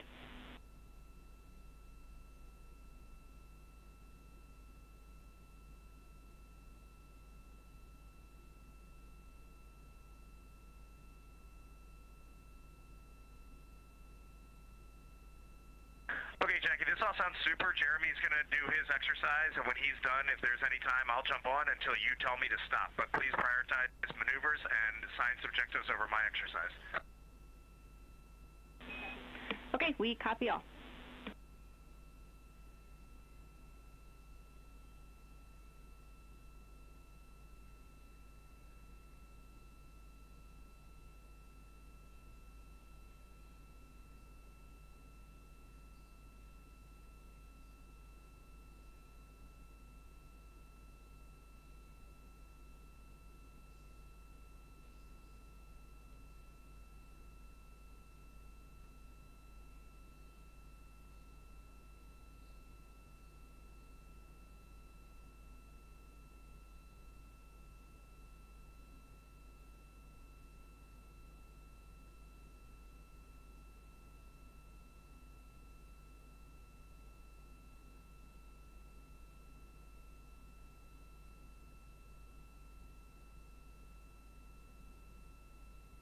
This is Artemis Mission Control in Houston, Texas. Some communication there between NASA astronaut Reid Wiseman, who is serving as the commander on board the Orion spacecraft. That spacecraft you can see in the upper left-hand corner of your screen, those views coming from the solar array wing cameras. They were discussing an upcoming opportunity to capture some science imaging from the Orion spacecraft, specifically of some potential celestial objects outside one of the Orion windows, discussing moving that a little bit on the timeline to deconflict with an upcoming Canadian Space Agency Public Affairs downlink event that CSA astronaut Jeremy Hansen has on his timeline, and also deconflicting it with some ongoing crew exercise. The crew has been rotating between who is completing their exercise, as they are all sharing the flywheel device on the Orion spacecraft. So NASA astronaut Christina Koch and CSA astronaut Jeremy Hansen have both completed their daily exercise. And now NASA astronaut Reid Wiseman is getting set up for that exercise as the team here in Mission Control Houston work to configure the attitude of the Orion spacecraft to be able to capture some of that opportunistic celestial imaging outside the Orion windows coming up here shortly.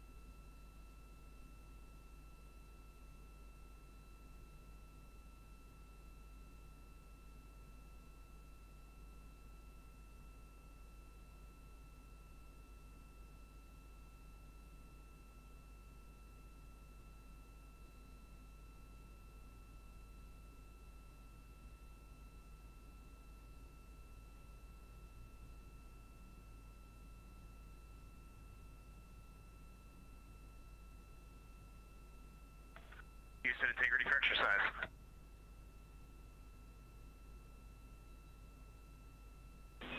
Go ahead.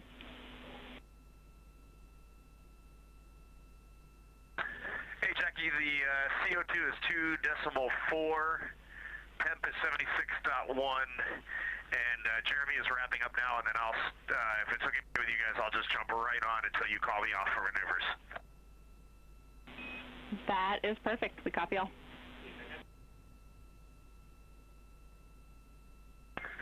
Kick 'em.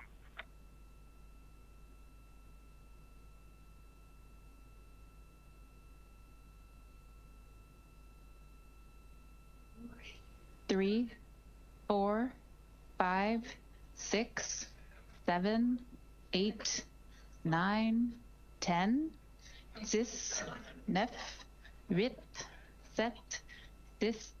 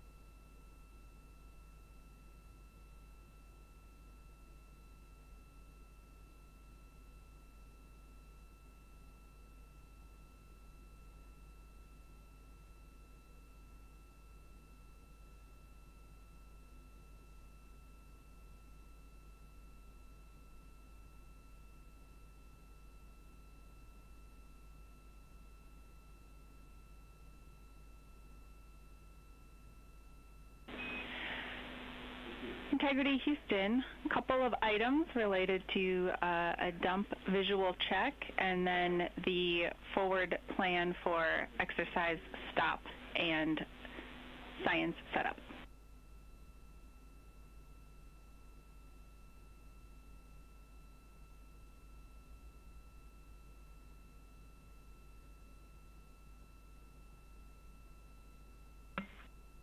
Go ahead, Jackie. Hey, Christina. First of all, we need Reid to stop exercise at or before 05:15 and give us a call to confirm he has stopped. We'll kick off the maneuver right at 05:15 to the lunar imaging attitude.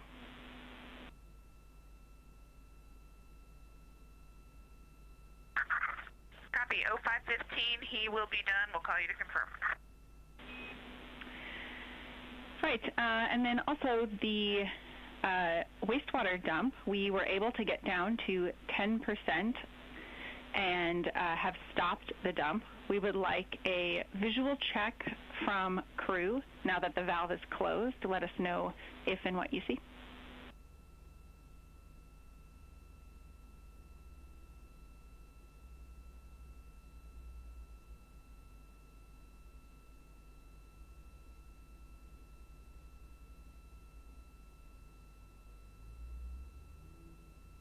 it does appear to have stopped. Oh, we just had a little chug, but for the most part, there's another chug.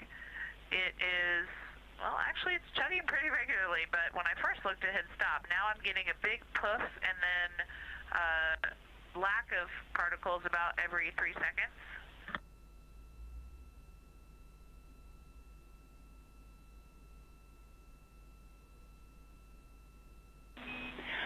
Christina, we copy chugs about every 3 seconds. That is continuing every few seconds. There is a single pulse of particles coming around, and then it stops.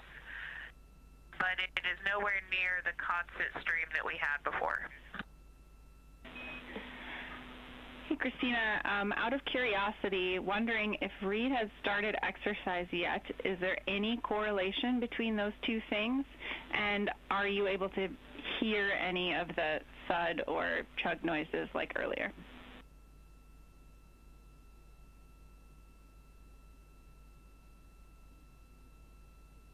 No correlation and negative. Okay, we copy all. If you happen to notice that stopping at any point, we don't, just let us know. I think we'd be interested in that. And then, Christina, I have some instructions for you on camera setup and okay, I'll keep an eye on helper testing.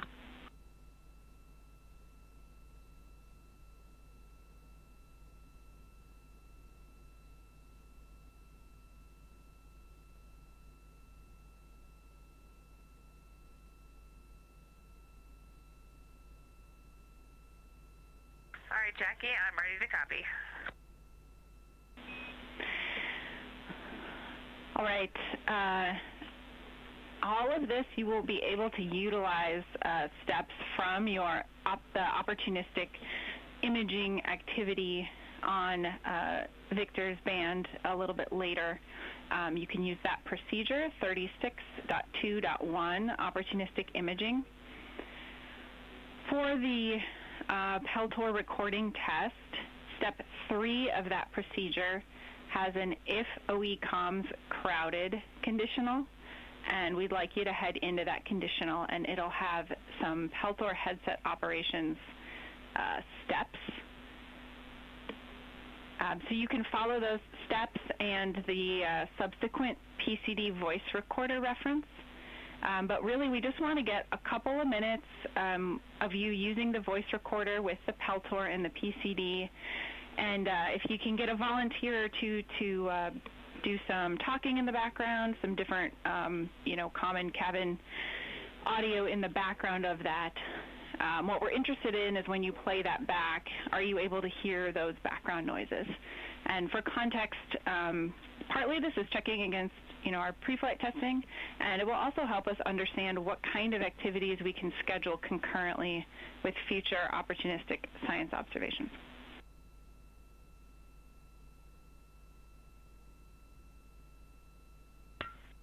Okay, yeah, the big picture totally makes sense, and I really appreciate the context. That's great. I'm not able to open the procedure right now, but can you tell me exactly what steps I'll be doing in that? I understand that what I say yes on that if about if one is common is crowded, but what total steps overall am I doing in that procedure? Everything for the Peltor recording is encompassed in step 3 of the opportunistic imaging, and we're checking on if there's any specific steps embedded in there that you do not need to perform.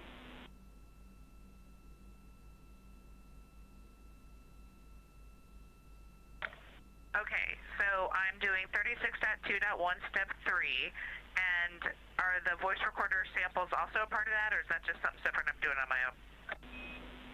Yeah, it's all embedded in that. So that conditional, if the OE comms crowded, gives you procedures for Peltor headset operations and PCD voice recorder reference, all embedded within the parent step 3.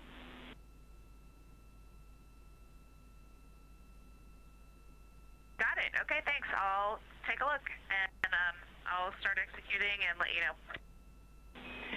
Okay, great. I had one more piece for you. In order to be ready for the 10 minutes we're going to have for the opportunistic imaging, we also suggest that you or a second crew member volunteer go ahead and set up the D5 with long lens and Z9 with 35 millimeter lens in the lunar observation config. And step 1 of the opportunistic imaging gives you the procedure references for the lunar well, let me tell you this. Lunar observation setup is 26.4.1114 for the D5 camera.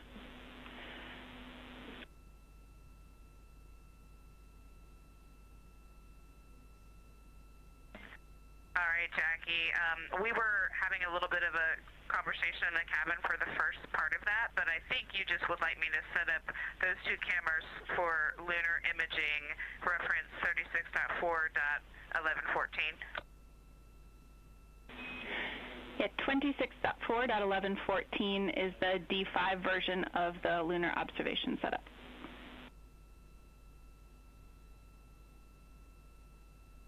Copy 26. That makes more sense. IVA. All right. All tracks. I'll get on it.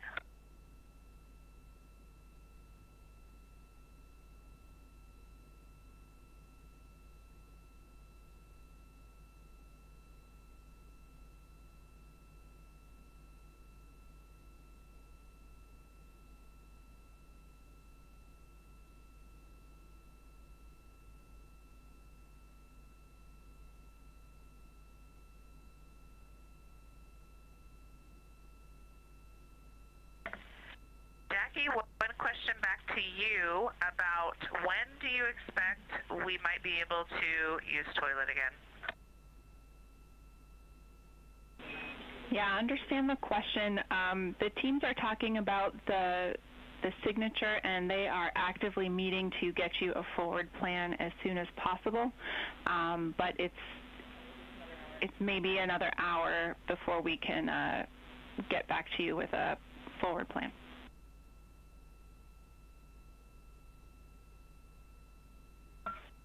Copy. Would you authorize one use of the toilet? Checking.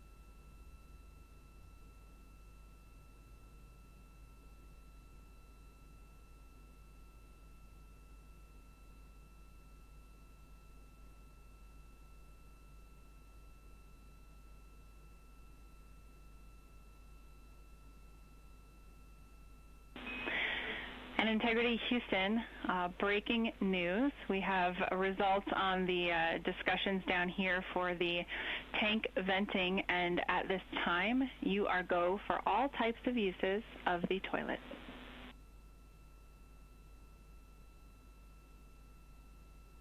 And the crew rejoices. Thank you.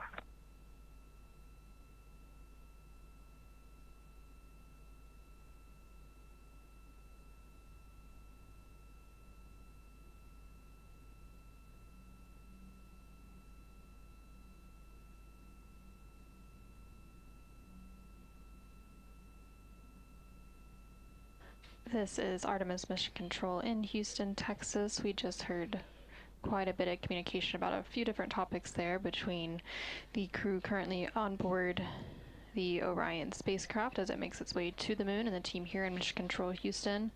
At first they were discussing an upcoming opportunistic imaging opportunities, particularly some images that they may be able to capture soon out of the cabin windows of the Orion spacecraft of the moon. So they were moving that around in the timeline to be able to accommodate it. So they're going to begin getting set up and deploying some cameras to be able to capture the moon in its current state, as they are about 89,000 miles away from the moon and continuing to close in on the moon. About 192,000 miles now separating Orion and its crew from the Earth. And then they were also discussing a recent wastewater dump. So the Universal Waste Management System on board the Orion spacecraft, which is basically the space toilet, recently completed a wastewater dump, which is when they vent the urine overboard. And so they were able to complete that wastewater dump. They did have some issues previously with the wastewater dump. Human integrity, timeline, final thing. I don't know if we can use the final word for the whole day, but yeah, let's talk one more time now.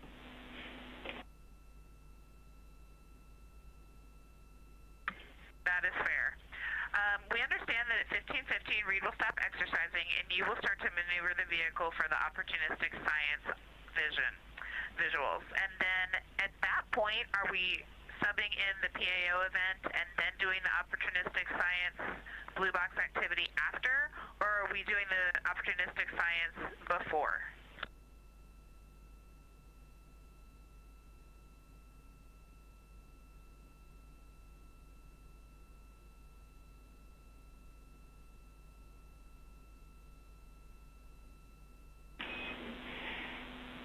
Christina, good question. We are going to jump right into the opportunistic science imaging at 05:15, or as soon as we get into attitude, and then at 05:30 we need to start maneuvering back to the attitude that will support the PAO event.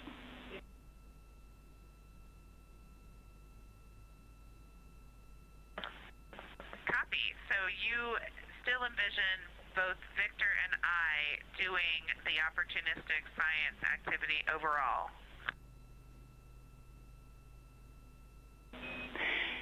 Yeah, we will take your judgment, but we would like it done during this time. This is the opportunity that we have today.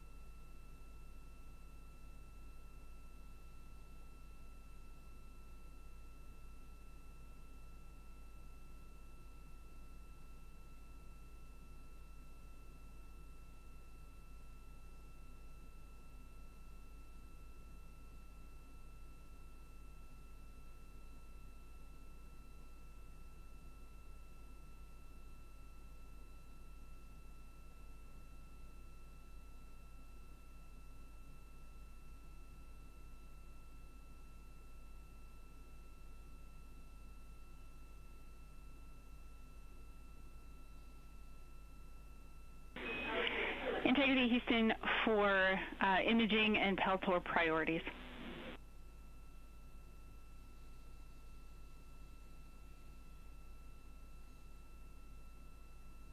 Go.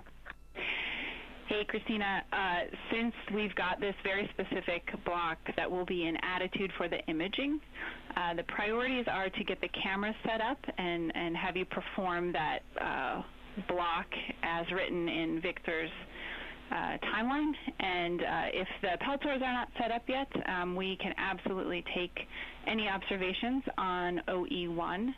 And then afterwards, when the attitude is not so critical, we can perform the check of the Peltor recordings.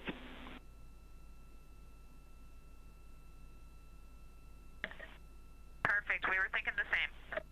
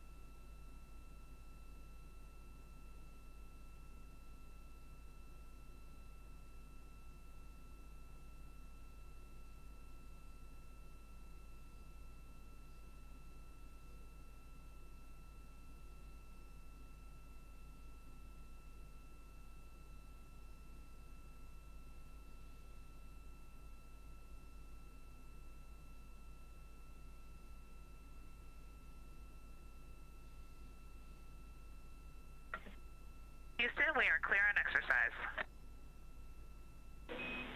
We copy.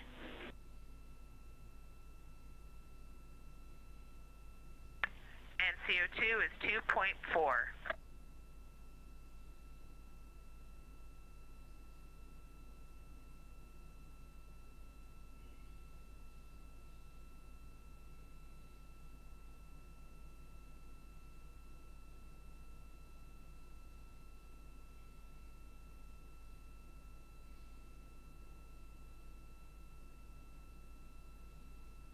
This is Artemis Mission Control. We just heard that the crew has completed their daily exercise blocks. So the final crew member to complete their exercise for the day using the flywheel device on board the Orion spacecraft was NASA astronaut Reid Wiseman. And now that that exercise is complete, they're going to be maneuvering the Orion spacecraft into an attitude to be able to capture some opportunistic lunar imaging out of the windows inside the cabin of the Orion spacecraft.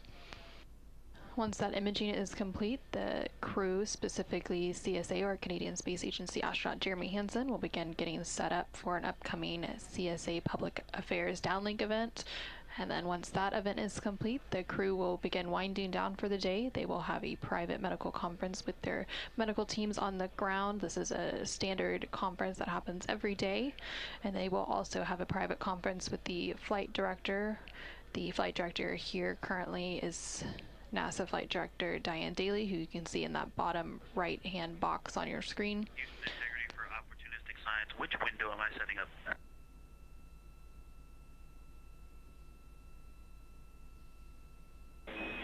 Window 2.